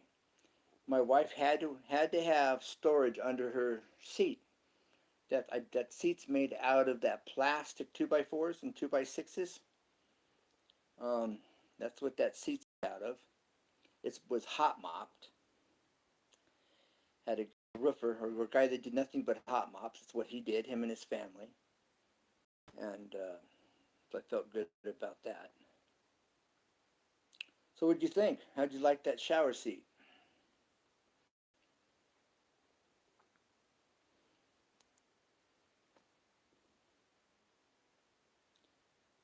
Well, thank you. The marble look. No, that wasn't marble. That's just 18 by 18 large format tile.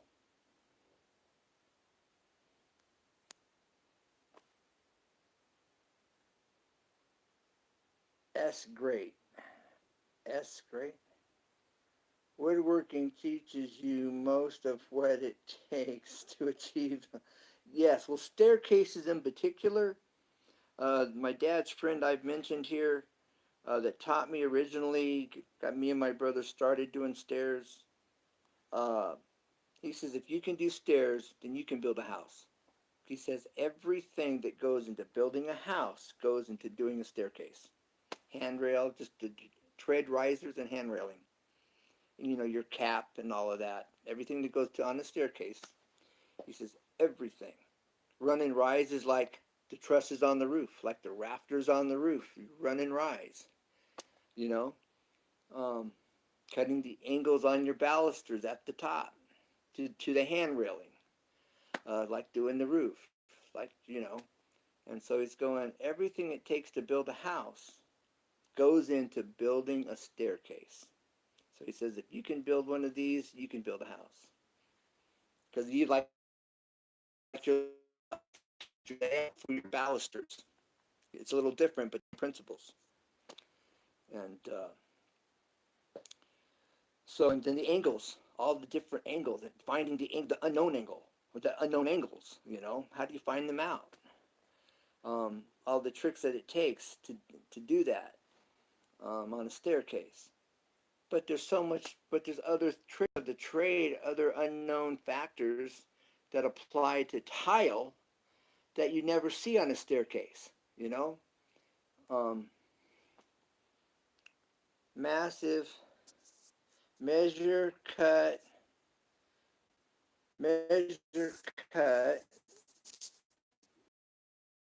yeah, yeah. And then find your angles, the unknown angle, you know? How you got these two joining connections, how do you find the angle of that joining connection? You know, where they intersect, that intersecting connection, there's an angle there. What's that angle and how do you find it? See? That's what gave me the ability, knowing how to do that, gave me the ability to do what I have had to do with this tile. Sometimes you leave, you have to cope. Yeah, sometimes you do have to cope. Yep, yep. Coping is actually a shortcut and makes a little. It's faster. It makes it faster. You don't have to be as precise when you cope. It's more forgiving. That's the better word. Coping makes it more forgiving. There's less error when you cope. If you bring in two 45s together and you want zero tolerance or no more than a 30-second gap, if that, and then you sand that so that that 30-second gap disappears, um, if you cope, you don't have that to worry about. You don't have that to deal with. And so that's what I mean. Coping makes it faster, easier. But you got to know how to cope. That's, you know, coping, there's a little bit of curve to learning how to cope. But once you get the coping down, yeah, it's less work in the long run, definitely. When I was in Tennessee working on a with a group of guys, we're doing finish. We coped. All our baseboard was coped. Most of the crown molding we ran was coped rather than 45. If I can get my business cards in this system, it's not good enough, huh? Okay. Yeah, if you can get your business card in there, it's not good enough. All right, yeah. That's what I'm saying. 30-second. 30-second. You want zero. No gap. But like I said, if you get a 30-second gap, you can sand it at an angle right there on that corner very carefully. You got to follow the contour. You got to be really careful in both directions, and you can actually grow your wood. You can actually grow it. And I'm not joking. I'm being really serious. And you may already know that. But you can actually grow the wood by sanding it at the right angle, and it will close the gap. But that's a trick of the trade, you know, something very few, I think, guys know. I don't know how many Finnish carpenters know that. But from doing staircases, again, that's all perfection.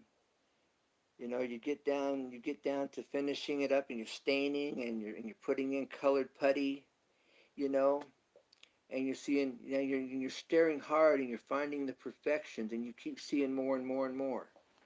It's like, wait a minute, I'm looking so hard to find these imperfections at this point. It's time to quit. When you're down to looking like that, you know, you're looking at it's almost like you got a magnifying glass in your hand looking for the imperfections, and they're standing out there everywhere. It's like, okay, now you can quit. You're done. You've been done for a while now. But yeah, yeah. But not like I say, not everybody knows, you know. I go into a lot of places and I look at the trim work. It's nasty. It's like they got paid to do this. You know, how long did it take them? You know, a couple hours when it should have taken them about 4 to 6 hours. Um, I just walk out shaking my head. Okay, that's what it sounds like. A man has to be pickier than the customer. Exactly, exactly. Hey, Bob, how you doing, bro? Hold on a second there, Sprinkle Donut Forge. This is a good old time friend here on YouTube. I was just at your channel. You must have seen my comment. How you doing? Peekaboo, how are you? I saw you with your son. Good stream, bro. Good stream. Looks like your son was having a good time and you were having a good time. Yeah, good stuff. Been busy, okay. Have you done any plays recently? Any more plays? You know, I think you said you were the pirate or something. I forget. But yeah, good.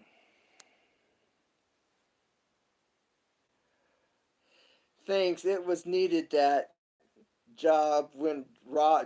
I'm not sure what you're saying. Graw winner. Graw winner.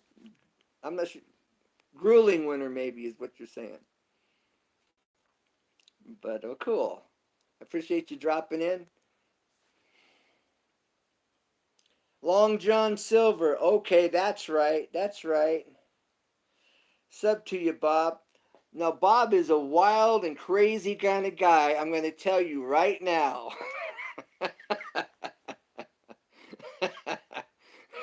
you'll either leave his channel shaking your head, or you'll be laughing. One of the two. Although he had a really good stream the other day, I was like going big thumbs up, bro. I was going big thumbs up. You're doing one with your son, you know. Do that more often. I don't know how often you're doing it. It's been a while since I've been to your channel. Last time I was on your channel, you didn't even know I was there, but you were busy, you know. I tried to not to my eyes are getting blurry. Not in a railroad. Oh, you tied a knot in a railroad spike. Are you serious? I tied a knot in a railroad. I think it's railroad spike. I can take it. Okay.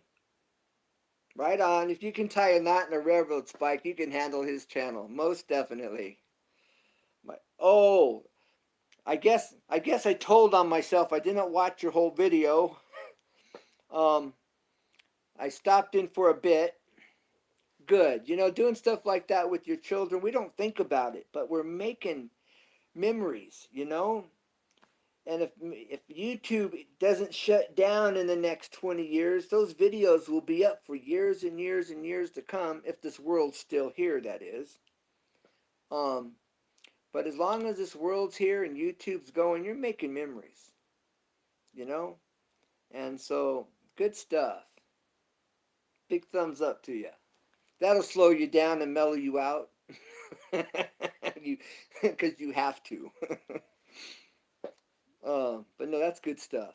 Good stuff. I was really glad to see that. I walked away with the smile on my face. I wasn't shaking my head, nor was I laughing.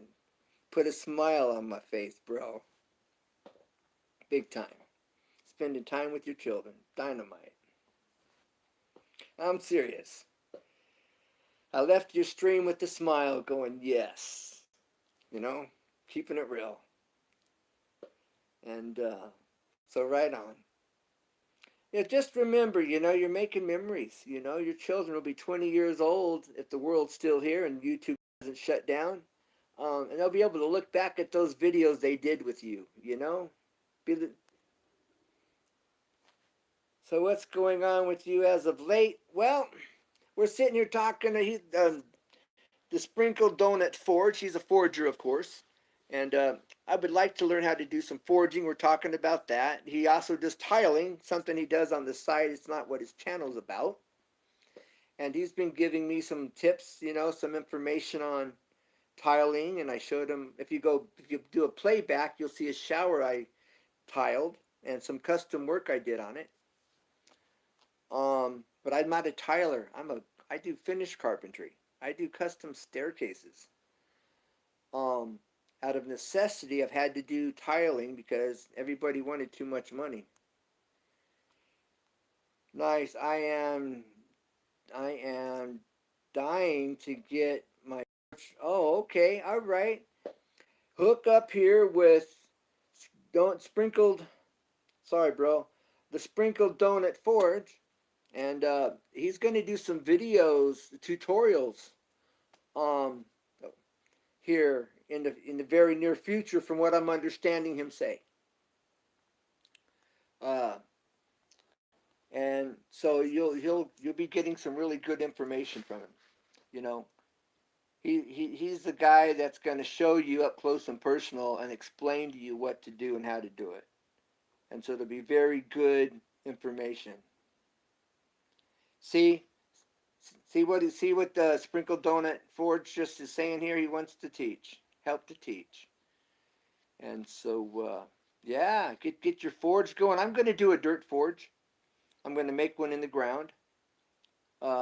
Be quick, simple, inexpensive, And I've got plenty of dirt, rocks, and a blow dryer. You know, I might even have a rim I can use. You know, to set my coal in, or my charcoal or whatever in. But yeah, I'm gonna make a dirt forge.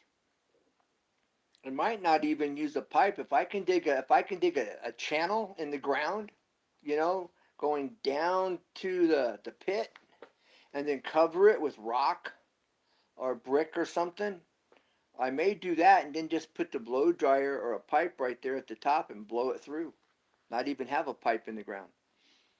And if I can get away with it, put dirt over the top, you know, where the joints are, cover it with dirt. Why not? It would work.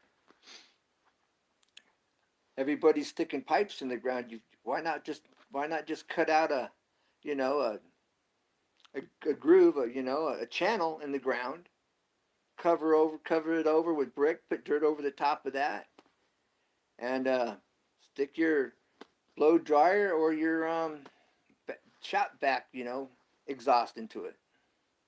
Makes sense to me. And maybe if it's the only one like that, and like YouTube it, give some other guys some ideas. But I'm not sure when I'm going to get around to it at the moment. I want to do it sooner than later. James Doxson on Facebook's got a big shiny hammer in my hand, and a red mustache. Can't miss me. Oh, okay, James. James, thank you, James. Glad to know your first name, last name. I'm careful about putting my last name out there. But okay, thank you, James. I got a big red bike drum for a forge base. Nice. That's cool. That brake drum, bike drum, brake drum. All right, good idea. I used to have a few of those, but I took them to the scrapyard. I didn't get much for it. It'd been better off being used for a forge. They give me $1 for a brake drum. Not even that.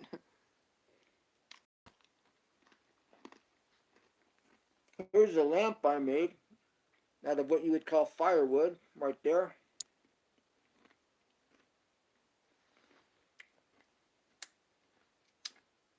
There you go.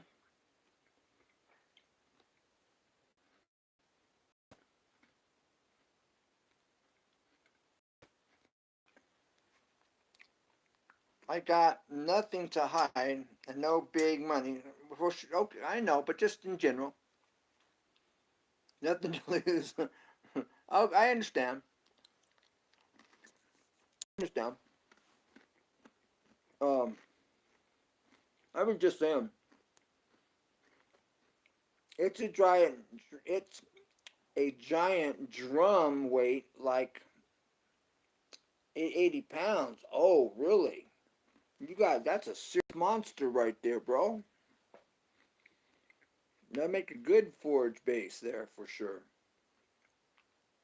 Um, if you have any questions about it or how to maybe improve what you're doing or something, have somebody run it by Sprinkle Donut Forge while he's in here. My friend, Texas Live Julie. How you doing, girl? I haven't been to your channel, not recently. I've been busy with these videos, and I try to make my rounds.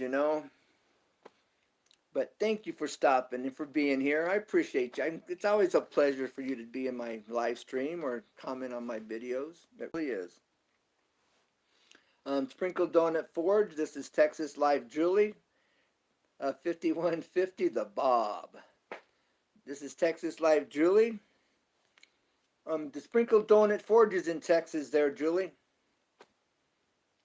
Julie is a married woman, just to let you guys know out there. And got a really good family. It's okay. I'm not okay. Well, upload, girl. My wife was wanting to learn how to knit or whatever it is you do. You could do some teaching videos for Hey, now this is a woman in the chat. The language, bro. Come on now. And a Christian woman. It's not to make you feel bad or anything.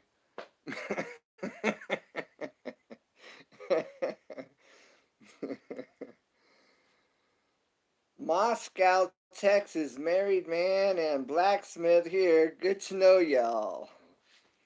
There you go. There's his introduction.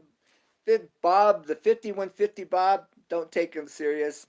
That's just him, you know. He's just trying to be funny. He's just being him. He's all good. Did he leave? Unless he timed out. I think I didn't hurt his feelings, did I? No, I don't think I did. But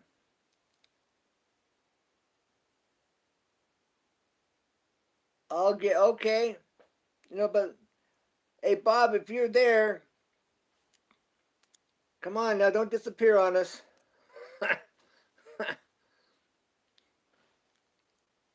Well, maybe he's subbing your channel. Maybe he'll be back here in a minute. I hope so anyway. I, Bob's just a wild and crazy kind of guy, like I was telling the Sprinkled Donut Forge. Yeah, my wife's. There you are, Bob. All right. I thought you know, may have stepped on your toes or made you uncomfortable or something. I didn't think that would happen. So glad you're here. Yeah, I was just telling Julie that you're just a wild, crazy kind of guy. It's all good.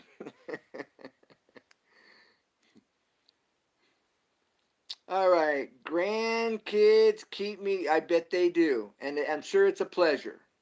I'm sure it makes your day to be able to spend time with them, making memories and all that good stuff. You didn't see your comment. I thought I did. I'm here. Yeah, I saw that. Is that the one you're referring to? I know you're here. You're a wild, crazy kind of guy, you know? You wouldn't have it any other way.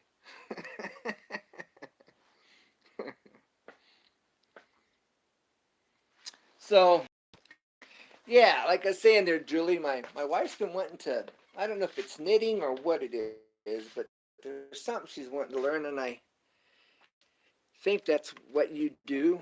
I don't know much of any of that stuff. I know you can make some really cool, you know, sweaters and blankets and all kinds of cool stuff with it, though. That I do know. That's about all I know. My sister makes hot pads.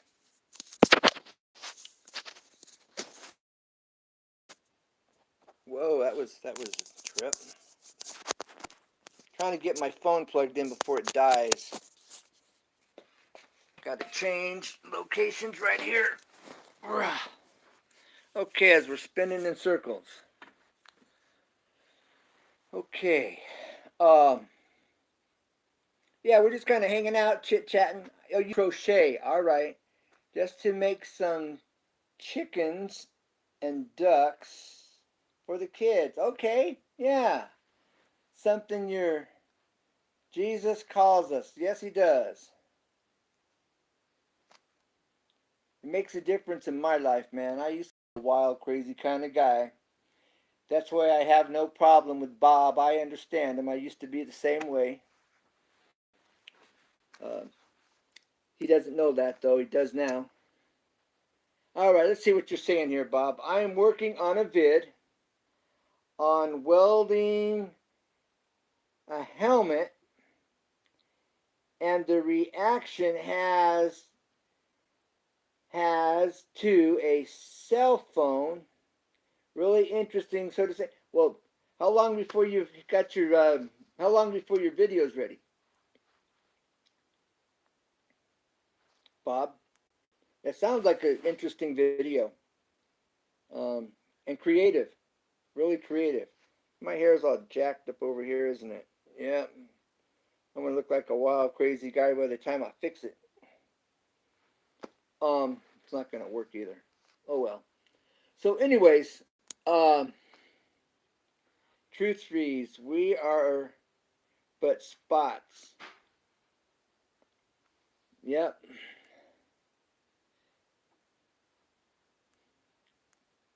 Wow. At 5150, the Bob. Yeah. Bob's a good guy. Bob's a really good guy. He really is. I know that. Like I say, I used to be a lot like Bob. What's the wowing about, guys? I don't know what you're referring to the wow.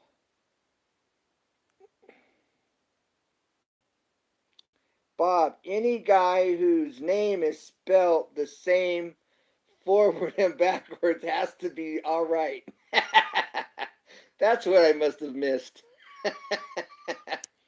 Oh, secret.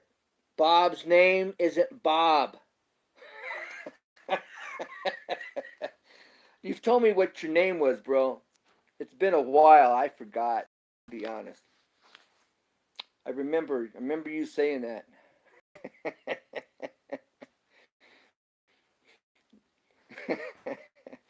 And 5150, you got to know what 5150 stands for to understand.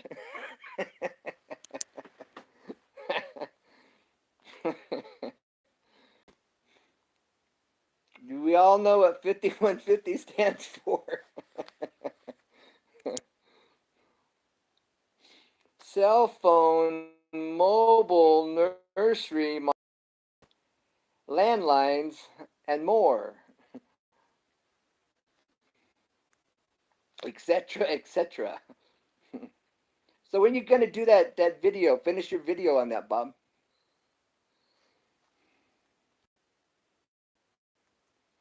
Text Life Julie, just be yourself, guys. You have, but it's about respect to the female. You know, respecting our ladies in the house, and all us men know that. All us men understand that. Depending on our state of mind or where we're at. But yeah, yeah, no, all men. Let's see. Well, you're welcome. Let's see. Sprinkled donut, minis, Minnie James, or yesterday, anybody Yankee James. Cordless nursery. There's something I'm Mr. You guys are wowing, and is that my connection's good? So I'm not sure if that pertains to the fact I just moved to a different spot. But I'm not buffering.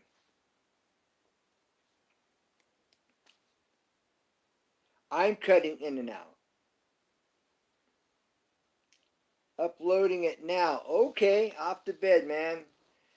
It's yours, bud. Hey, Bob, thanks for dropping in. You brought some life to this to our live stream. Um, Super choppy. Hold on.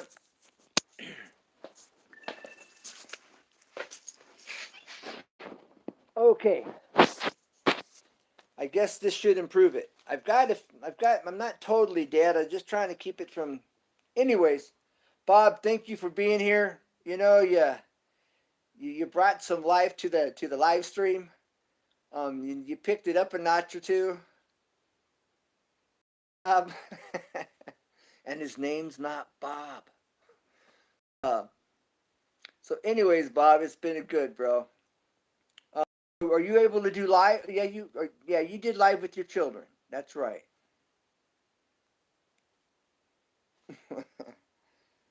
Your connection is acting up, LOL. No, it's not. It's my just. No, it's not. You're not able to go live yet. I thought that video I saw with you doing well with your son when I'd seen. Um, I thought that was live. Uh, Sprinkled donut fours. All right, gotta go bust in the tile tomorrow. Enjoy this. Yeah, videotape it. Add it in as a side Um, or that table, that bullnosing setup that you created. Uh, if you could do a little quick 2 minute demo or something, maybe as a side note or a extra to your channel, on your next video or something, that would be really cool. Um, I know you don't want to mix everything up. All right. By the way, 33, married. Okay, by the way, I'm 33, married, a mechanic from Oakley. Yeah, you're up there. You're up there above San Francisco. That's right. I forgot. That's right. You're you're up here. Yeah, you're up there in the mountains. Yep. My battery's really getting low here. So gotta get this plugged in. Damn. Okay. Well, my battery's my this charger's acting up right here too. I'm on the tip of at the bay. Oh, all right. Yeah, a friend whose mother was from Oakland actually, and a nice area from what I understand. From what I understand, which may not be much. Get out here in the next hour or so, there, Bob. Um, I'm not. Oh, it come unplugged. That's why. Um, there we go. Yeah, that's the other Oaktown, LOL. Okay. Um, well, cool. Well, I'm glad you dropped in. I'm glad you hung out here for a while. It's been fun. And yeah, I'll be sure to check that video out. Uh, your playlist. That's either Oaktown, LL. I worked there for a bit. Ha ha ha. It sounds like Truth Freeze knows the area. He knows of the area. Maybe he has family there. Who knows? But all right. Well, again, Bob, thanks for being here. If you gotta, bail or jam or split or whatever you want to call it, um, thanks for dropping in again. It's been fun. Like I said, you picked up this my live stream a bit, a notch or two.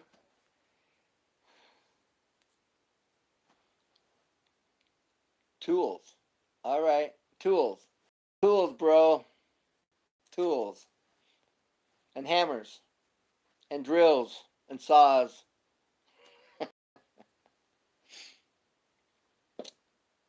and some nails to nail it down with. Nailer. Gotta nail her down. Nail her. Nail it. Nail it. All right. It's been fun. I know you gotta run. Tool smashers. There you go. Oh, tools matter. What am I saying? Tools matter. Tools do matter. You're lost without them. Go back to the Stone Age, right? Take a rock, drive that nail, hit, drive that peg. But anyway, I've been up 24 hours. I've been up 24. I have not slept. I got like maybe reason I came in my live stream on Thursday nights is supposed to start at 7 o'clock with Insane Friends. Victor Saint Otto, he has car shows, and there's a group of street racers and just a whole combination of guys here as on the Insane Friends group. And I gotta do a shout out. I forgot to read off the calendar. Wow. Better late than never. But anyways, I'm gonna have to do that. Um, yeah, go smash. So, anyways, the group of guys I'm supposed to be on tonight on Thursday nights at 7 p.m. Pacific time or better known as California time. So while I'm talking about this, I've got to get my, hold on one second. Okay, literally a second. I've got to do this calendar call here real quick. Bear with me. All right, we have Sunday, 7:30 a.m. Central Eastern Time, St. Otto. Victor Sane, the guy that started this Insane Friends group. The Insane Friends group is based on his last name, St. Otto. Victor. He has a car show. He has a tranny shop. Not shop. He sells tranny parts and whatnot. That's Victor Sane, St. Otto. Okay, we have Sunday. He's free, 9 p.m. Sunday. Then Monday we have Wheelie, one Wheelie, 9 p.m. We have Tuesday, Bubbacification, 9 p.m. Wednesday, we have St. Otto, 7:30 Eastern Central Time. Wednesday, 9 p.m., we have Muscle Car Appraisal.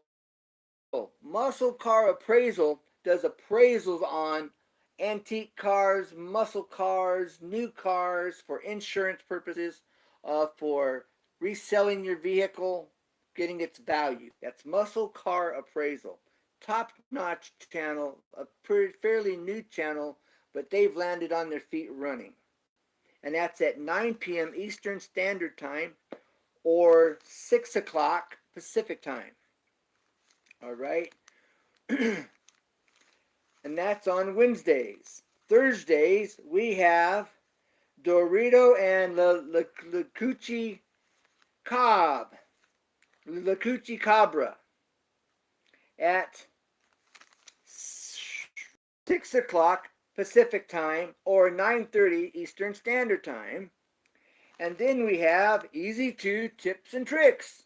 Who's that? At 7:30 Eastern, at 10 o'clock, 11 o'clock Eastern Standard Time and 7 o'clock Pacific Time, better known as California time. That's Easy 2 Tips and Tricks, ECT. ECT. Then we have Fridays. We don't have anybody on Fridays that I can see. Saturday, we have Chopper's Rule 1 at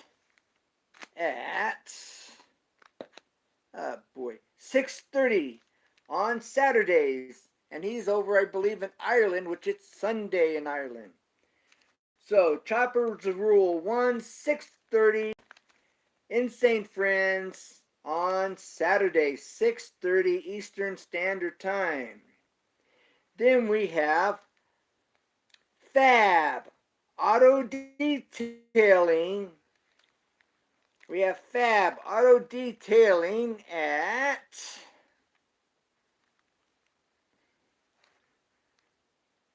I believe it's 9 p.m. I'm going to have to double check that. That's bad form. Very bad form on my part. Bad form. It would be after 6:30, probably like 7:30. I'm thinking. On Saturday. Okay? And that's the list for Insane Friends. And if you'd like to be a part of the Insane Friends group, hit up Victor Sane at St. Otto. We'll be glad to give you a day on the calendar and some time so you can have your channel and talk about and grow your channel. All right, did I lose everybody in the chat?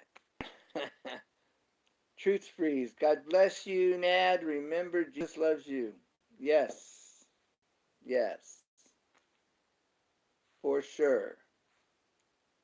Nad, Truth Freeze. Oh, It shows 0 in the chat. I know sometimes it times out. Matt, you're talking about 5150. Is that what I missed in the chat earlier? And yeah. Oh, you spelled it wrong. All right. I know. I use voice activation. Man, that could screw up what you say big time if you don't catch it. uh, bad. Um, not funny. Jesus loves us. Yes, he does. Thank God for that. Like I was, saying, you would have never known this. You would have never known that he was going to church at one time and, fell away. You just never know where someone's at or where they've been, you know? Or if they've been hurt and they're going, I don't want nothing to do with that, man. I'm out of here. Because they were hurt. Wasn't treated right. Whatever it was. You just never know. And we got a hurting. I was hurting before I come to know the Lord. You never know it. But I was hurting big time. And God opened my eyes and cracked this knucklehead shell, reached my heart, and I'm the guy I am today as an end result. Makes a huge difference in our lives. And when I see Bob, I kind of see myself back in the day. I really do.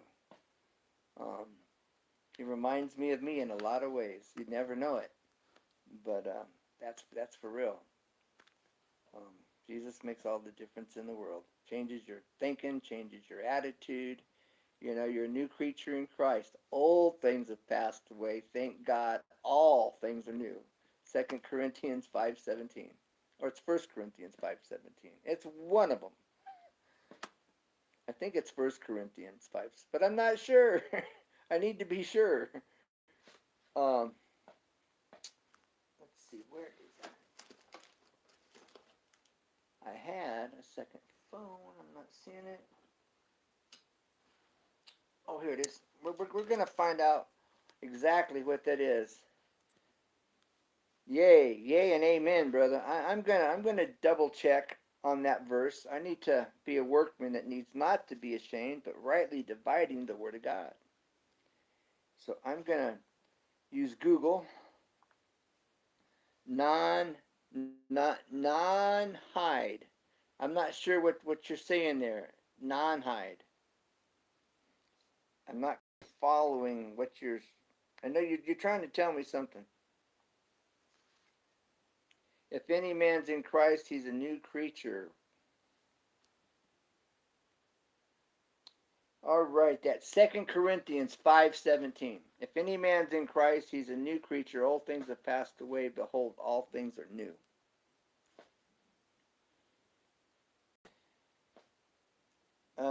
Choppy heads. Nothing.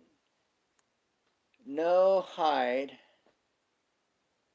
Oh, hey, yeah, we're still awake. Yeah. If you didn't know it, Sprinkled Donut Forge, I'm a Christian, and I think everybody knows it. If they've been to my channel, I think they know it. But I was just mentioning Christian, no hide laws chop, Christian heads. You're speaking language I don't even understand at the moment.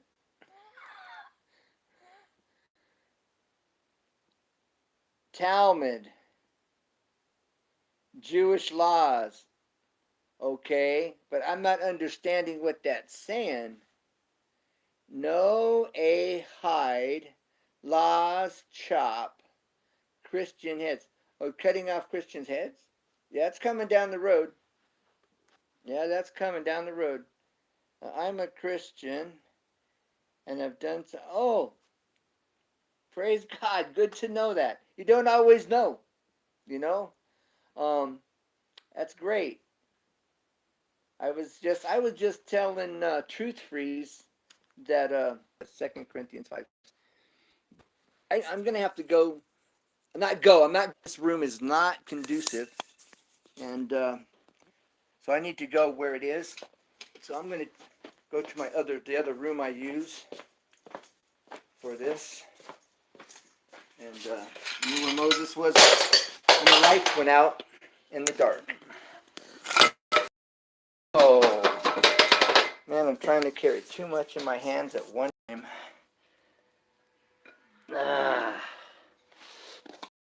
A good thing.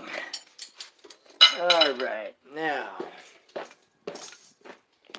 Okay. Just bear with me one moment. One moment, please. All right, here we go. Gonna get all dialed in here. So where did you do your preaching at? 1 second.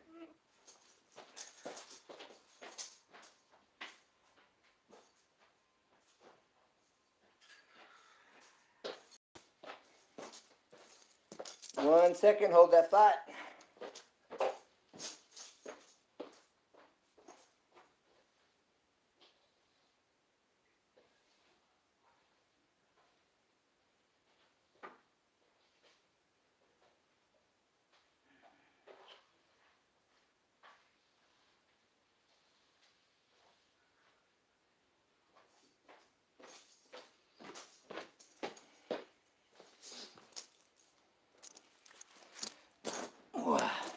All right, got my hand blocking the viewer.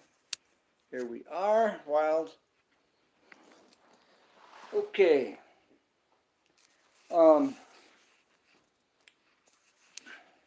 I gotta have to turn this back around. Here we go. All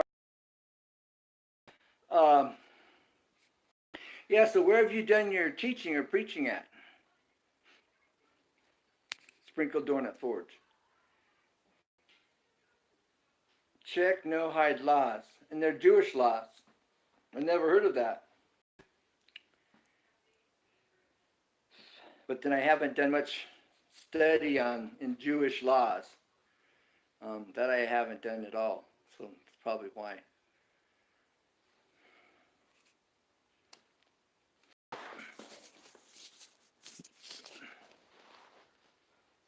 Okay, I'm going to have to turn my light down if I can. Yeah. All right, we're good. Okay, mostly online, but publicly a few times. Okay. All right, so Sprinkle Donut Forge, you've done it publicly, like in church or on the street, like evangelism, or like in prisons, or what? And then Truth Free says, no hide, if I'm pronouncing that right, says any Jesus followers are idol haters and decapped. Huh. Are you sure that's Judaism? No hide means death to Christians. Oh, wow. Well, it's coming. It'll be politically, you know. It's going to be a political thing. Church, and when I walked in the prison as an officer, okay, all right, cool, very good. What a great place. What a great place, you know, to be a guard and sharing Jesus. That's a great testimony to those guys. Big time. Big time. Yeah, that's what I thought you was referring to. Yes, yes. I've heard rumors that they've shipped them, and it's over here in Air Force Base that they've deactivated in a big warehouse over there. They have a bunch piled, covered, that was stumbled upon. I heard that a few years ago. Was it true? Maybe. Was it a rumor? Maybe. But the fact that, it's supposed to be a real deal, it could be. I've got my light turned down here on my phone. I got to turn my light up a little bit. All right. Georgia. Law for prisoners. What about Georgia law for prisoners?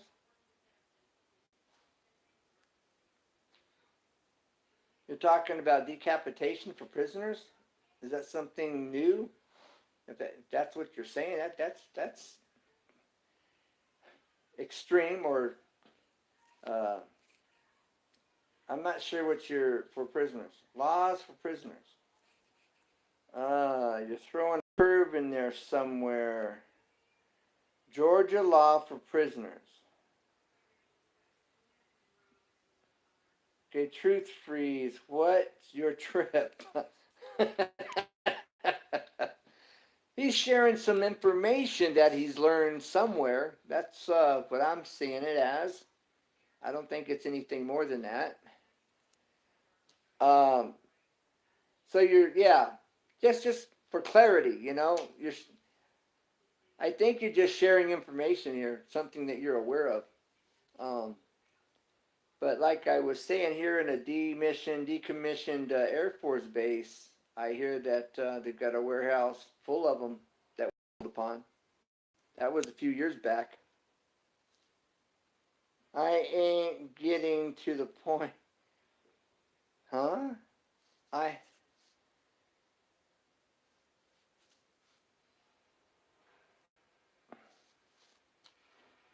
Okay.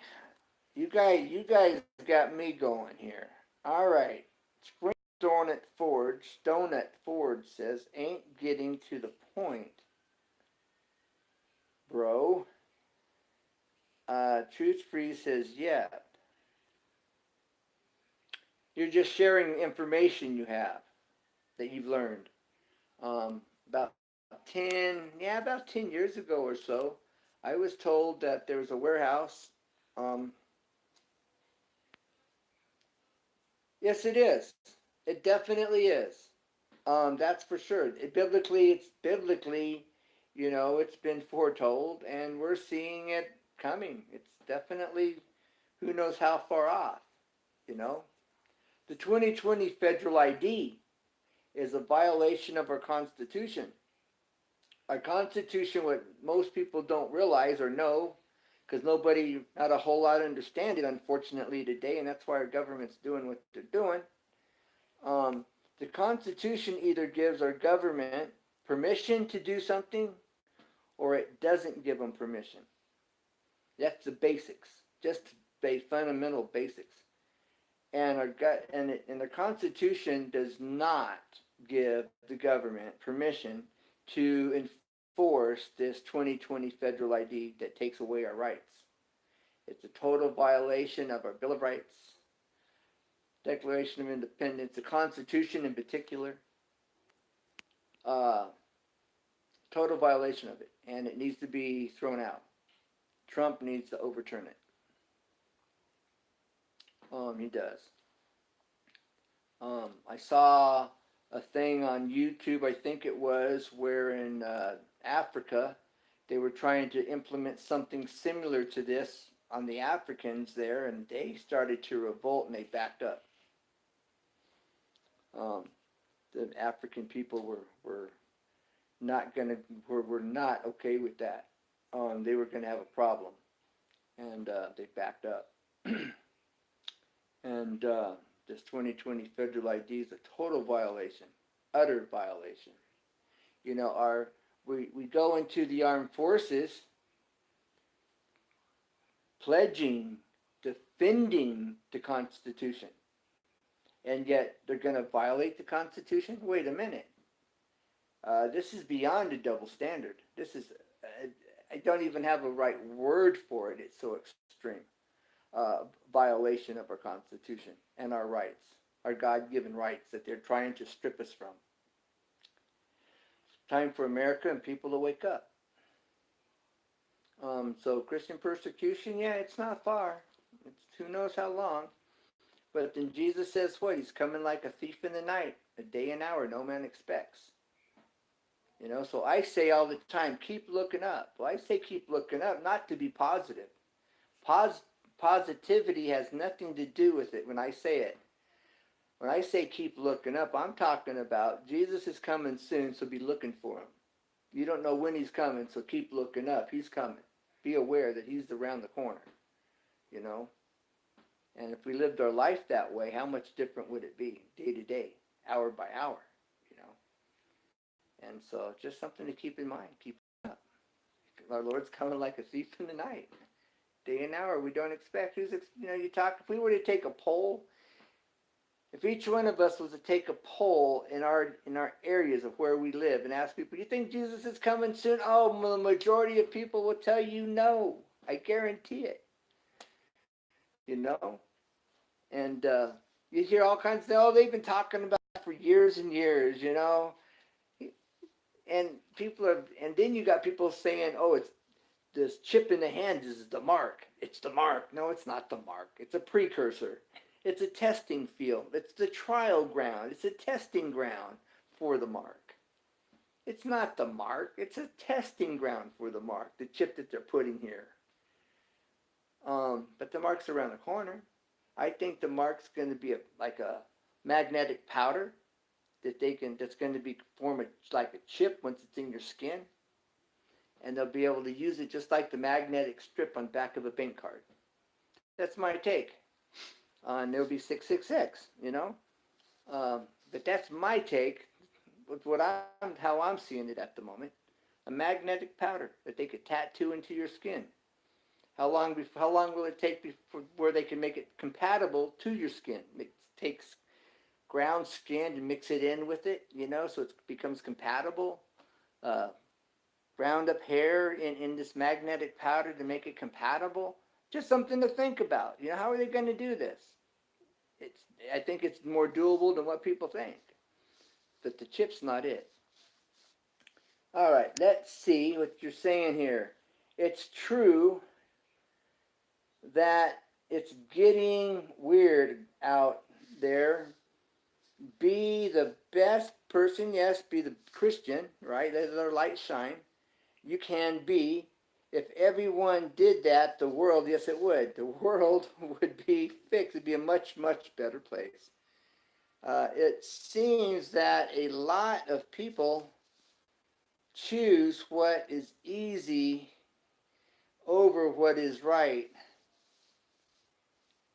Yepers Berry.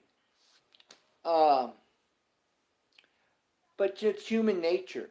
You're talking about human nature. We want to go downstream. We want to be the frog in the pot. The water is not boiling. The water is getting warm. We need to jump out of the pot. It's time to jump. With everything you got, get up out of that pot. Not now, but right now. And, that's the bottom line. But we gotta turn our hearts back home. Our country is taking their eyes off of God. Back in the 80s, they started removed our 10 Commandments out of the courthouses. How many people don't even realize that the laws of our land come from the 10 Commandments? That's why the 10 Commandments were in the courthouses. Because the laws that exist come from the 10 Commandments. And that's what they were doing in our courthouses. Jump out of the pot. Yeah, not now, right now. But how many people realize the 10, what's it say? Do not steal. Do not hate. Do not murder. Do not bear false witness. The laws of our land are based, the foundation to them is the 10 Commandments. And in the 80s, it was stripped. That should have never taken place. That was a monumental foothold that the enemy big chess game. And we get back to basics as a country. Our country was built on God, founded on God, by Christian men, God-fearing men that put these laws, put the Constitution in place, put the Bill of Rights in place, and all this comes from the Bible. You know, if you really look at the Bill of Rights, the Declaration of Independence, the Constitution, and what it consists of, the foundation of that come from the Bible. Our country was built and founded by God-fearing men.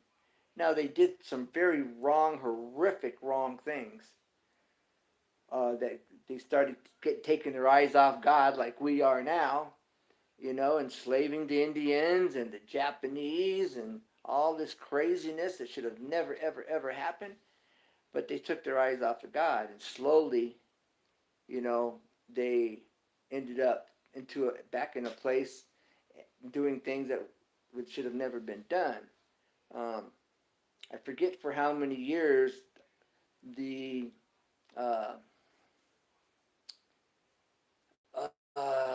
colonies, then they were God-fearing, and then they started letting those govern that weren't Christians. And I forget what year that was. But from the moment they started allowing non-Christians into the government, then things started taking a turn, making a shift, and everything went south as an end result, because we had non-Christian men making decisions that wasn't led by the Spirit of God. Didn't understand it, didn't care about it. They had morals, they had values, but they weren't Christians. And our country's now we're in a severe place, and the turn of turning our backs on God right now is kind of like Rome. Rome crashed. We're going to crash. But the Bible prophesies it. The Lord told us this in the beginning. Okay. Jesus is Jews. The Talmud, Madison, killed us. Thomas Madison killed us. Talmud, you mean Thomas Madison. I don't know much about Thomas Madison. I just know that he's part of our history and part of our government, you know. I don't really know that much about him as any of these as a personally, but I've done some reading, and it's been a while. But that's where I get my information, why I know what I'm saying. What I'm talking about is referring to what I've read about history, and I need to know more about it. I don't know enough. Taking this Constitution class that I was taking, and I'm wanting to go back to the class. The guy does this series on the Constitution nonstop, and he's a Christian. Studying the Constitution, the Bill of Rights, since he was like in 6th grade. He had an interest in it, and has never stopped. And now he's 50 years old or so. And he's got quite a few books that are really worth having. And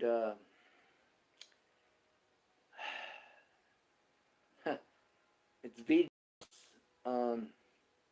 Douglas V as in Victor. Douglas V. Gibbs. He's here on YouTube.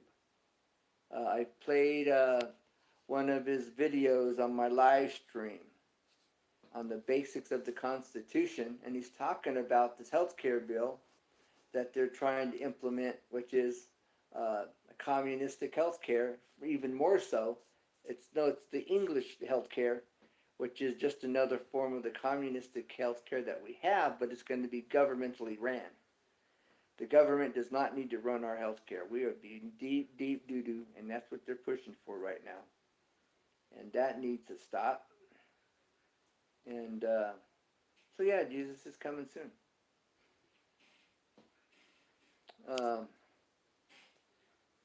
Ruth Rees is here. I don't know if Sprinkled Donut Forge. Are you still here, Sprinkled Donut Forge? I'm thinking you're here. You just timed out, is what I'm thinking.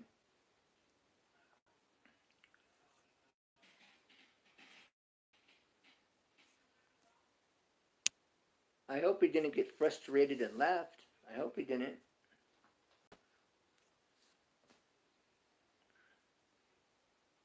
Yeah, I hope he didn't get frustrated and left. I hope he's still here. Fascism. Fascist. Fascism stinks. Yeah. You might want to check out Douglas V, as in Victor, V. Gibbs. Um,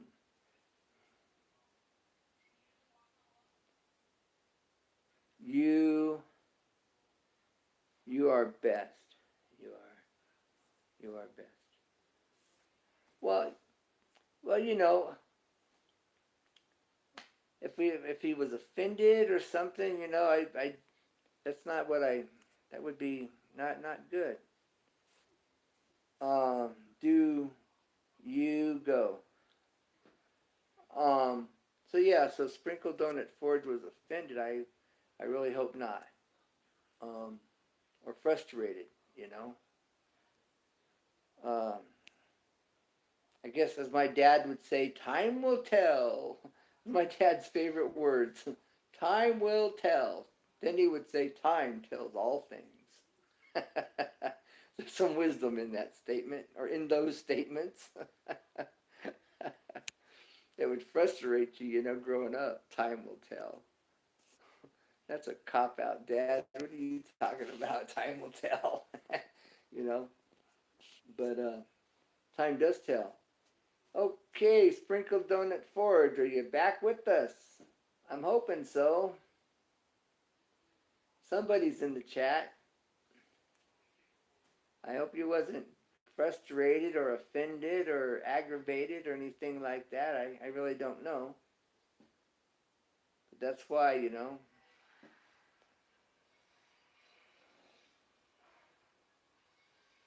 Time does. Yes, he was right. But as a teenager, when my dad would say, time will tell, I'd be going, yeah, right, Dad. That's an excuse. You just don't want to give me an answer. You know, but you get older and it all makes sense. It really does. You know, then to make matters worse, like I said, he would say, and time tells all things. But there's wisdom in those statements. But not when you're 18, 19 years old. It's frustrating because you don't really understand what he's really saying. That's for sure.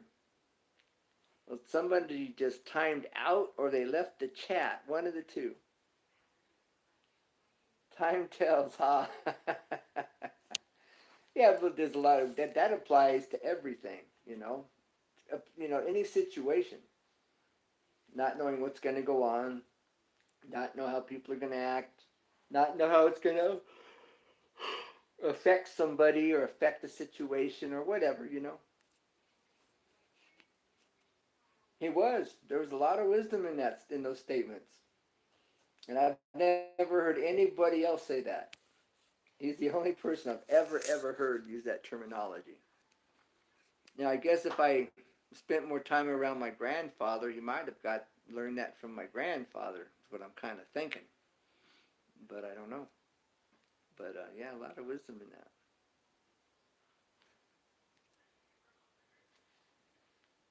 We are Tyronius times Vatican vaccine mandates. Yeah, it's like what's really going on. You know, it's like all these cloud seeding that they're doing. All these them dumping aluminum in our air. You know, is that why they're wanting everybody trying to get everybody vaccinated? Are they trying to put implants, you know, transmitters, trackers? They're trying to what? What's really going on? Um, but then I know as a kid growing up, there were these vaccines. I remember being in these huge lines for different vaccines. Um, but really, what you don't know, is it really for the good of the people, or is there something behind it that it's not good at all? It's going to do damage in the long run. You don't know just because of where things are at today. Our government, it's not what it used to be. Um, so it really makes you scratch your head and wonder what's really going on behind the scene. Uh, for sure.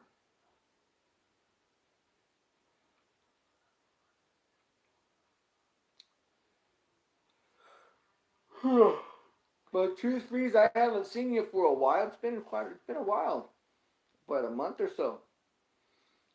Your channel doesn't have any content, if I remember right. Have you thought about putting up some content? Maybe you could have, some type of a political channel or something, or a Christian political channel. You know, um, you could see how long it lasts. Because from what I'm seeing, you're going to have some real controversial stuff. So either it might take off and blow up and get real big real quick. You never know. Will YouTube, shut it down? I don't know. You just don't know. It may not. It may. I don't know. But you definitely bring up some real controversial stuff. And so if it was on your channel, you may have to make another channel, maybe. Maybe not.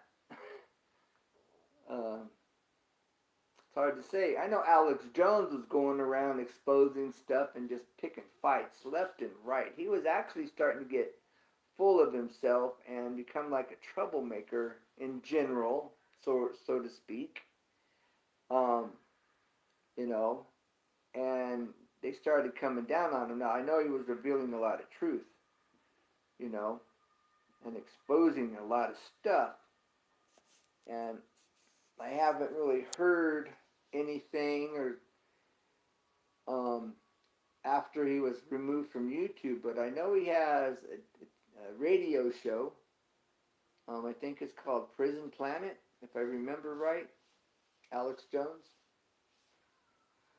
But as far as I know, he doesn't even claim to be a Christian. As far as that, he's just out exposing the truth, trying to stand up for what was right, standing on, you know, American principles, Constitution, and that kind of thing. Um, from what I understood, he talked with Trump on a pretty regular basis. I don't know how true all that is, but supposedly. So makes me wonder, where he's at today and what's going on with him. I guess I could Google it and find out. I haven't done that, obviously. What do you think about Alex Jones there, Tooth Freeze?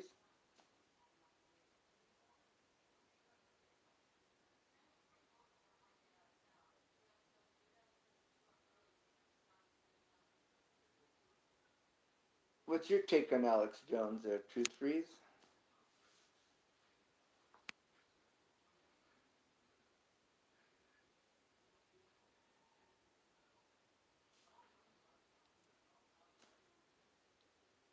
As far as I know, you're still hanging out here.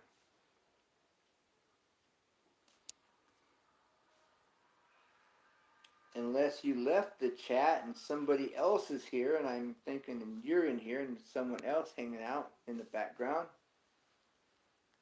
My car?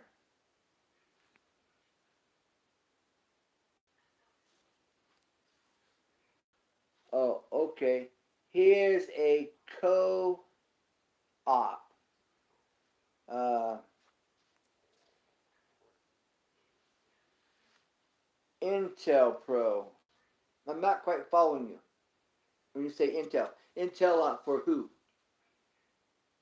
Intel for who?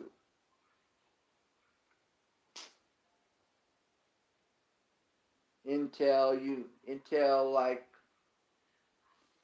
um, conspires with Trump? Not, I'm joking. Um, but no, Intel like what? For who? Do you think? That's an interesting thought.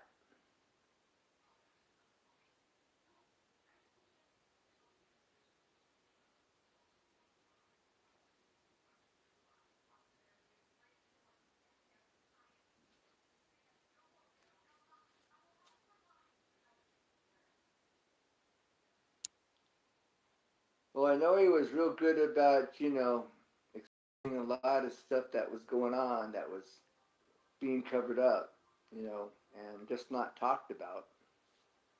I do know that. 75% truth, 25% to sway counterintelligence, opposition, weighs the matter, masses, sways the masses, opposition sways the masses. So, are you saying he's for or against the people? Because I'm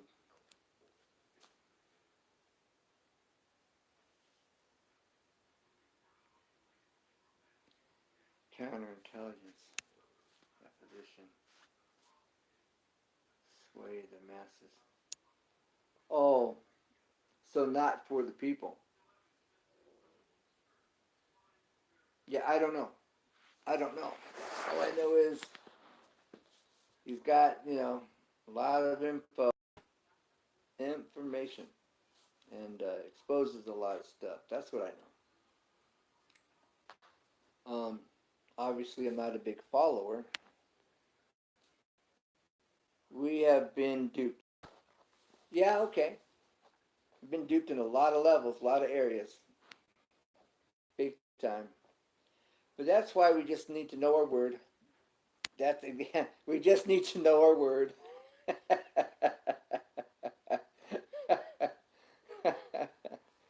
Amen, brother. That confirms it. We just need to know our word. So, yea and amen. My brother from another mother, but the same father. Now, do you know where that saying comes from? What movie that comes from? It comes from a fairly recent movie. First time I've ever heard it was on this particular movie. Christian movie. My brother from another mother, but the same father. Do you know what Christian movie that comes from? I'll give you a hint. Do you know who the Kendricks brothers are?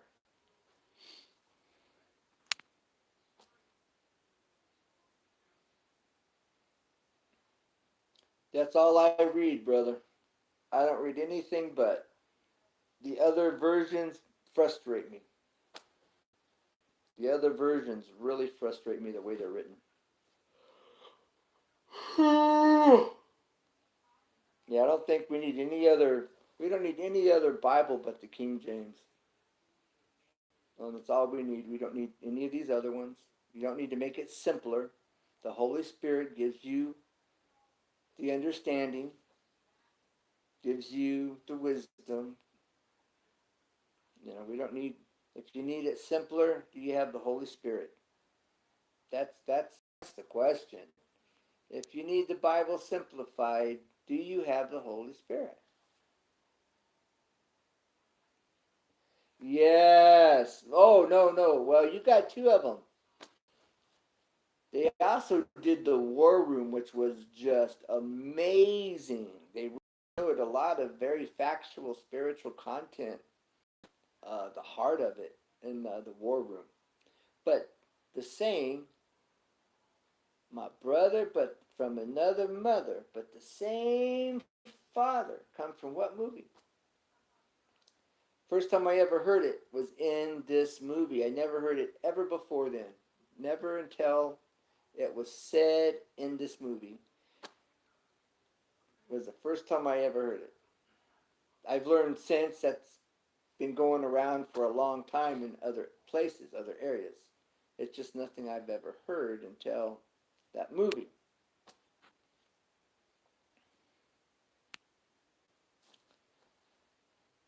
It was Fireproof.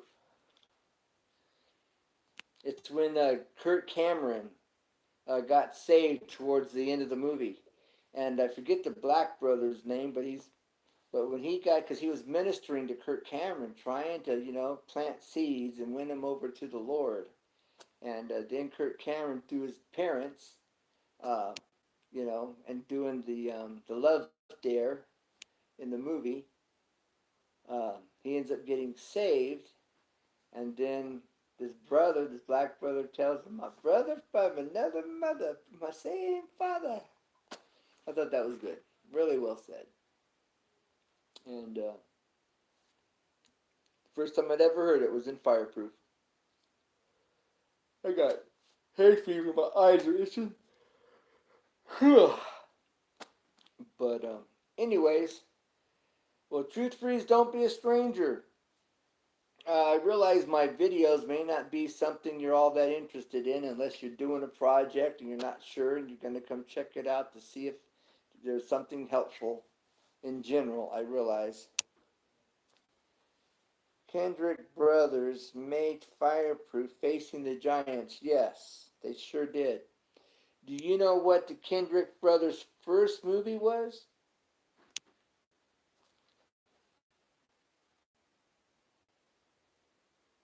Yeah, big plus. Do you know what their first movie Kendrick Brothers made? Do you know what it was?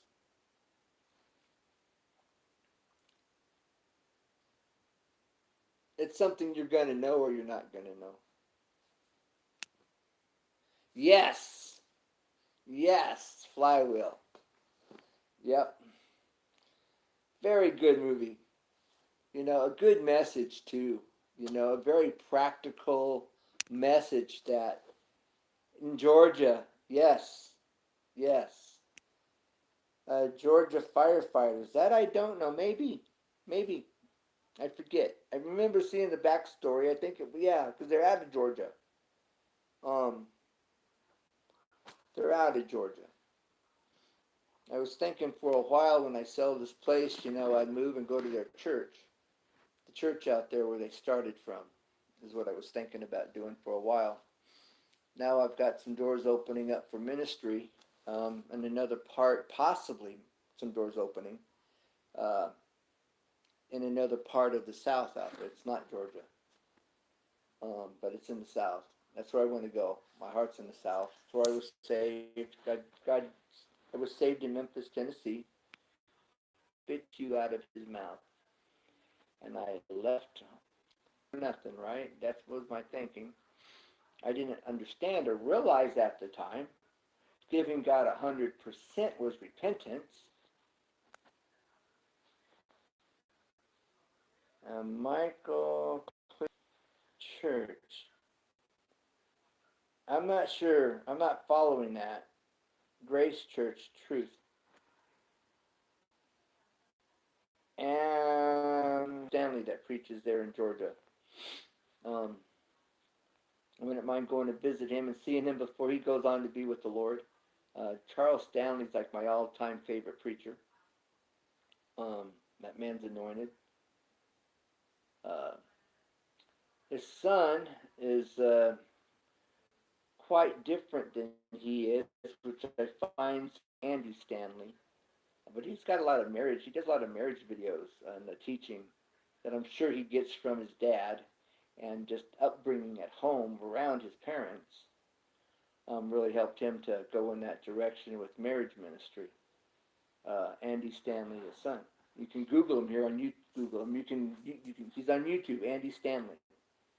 He's got a lot of good stuff on marriage. Um, he's just so young, you know. So I know he gets his knowledge from his dad, more than likely, I'm thinking. But it's good stuff, nonetheless. But yeah, I'd say Charles Stanley's my all-time favorite preacher.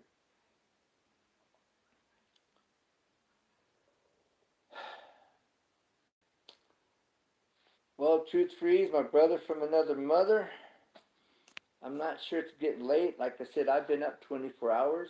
I was on YouTube till like almost 5 this morning.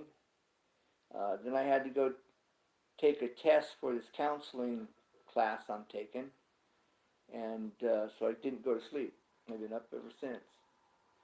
I ended up taking a, 20-minute power nap before my live stream, and I was running late. Um, so anyways, I'm going to have to hit it. Thanks for being here. I pray that we didn't offend the Sprinkled Donut Forge. I pray that we give him peace, wisdom, and understanding. Um, you know, and he comes back around. I'm going to go to his channel. You might go to his channel as well, you know, and tell him you offended him. You didn't mean to, you know. We were just talking. And you were just sharing. Um, but you know, something that you don't hear mentioned very often, and I've said this quite a bit here the last few days on YouTube. The Word of God tells us to do good unto all men, but do especially good to them in the household of faith. And that's not something we hear too often. I don't think I've ever heard that preached. I've read it, and I think about it, but we don't ever hear that really taught, mentioned, talked about. You know, it's like we want to just, hide it, push it away, don't exist. I mean, what's the deal? So, that should be foundational in believers' lives. you know? Do good unto all men, but do especially good to them of or in the household of faith. Really good foundational daily principle to live by. Big time. So on that note, I'm assuming you're still here and you timed out, because I see 0 again in the chat. And I'm not sure what you're saying here with the Michael Cirrus, Grace, Truth. Emphasis, my church, my great church. I've never heard of that. I'm not sure.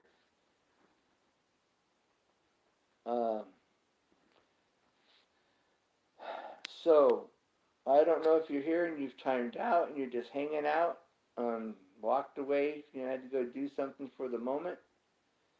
But I'm going to have to call it a night, and it's been fun. It's been a pleasure. It's been good. And I've enjoyed this live stream. Just all the way around. Good, just been good. All right, so take care. God bless. Bye for now. And remember, united we stand, and united we make it happen here on YouTube. As well as, if you're frustrated, feeling overwhelmed, remember, never give up, because there's always a way. Always. And that's for real. We're just keeping it real. So, all right, God, good night. God bless. Take care. And keep looking up. Bye for now. Catch you on the rebound. Bye.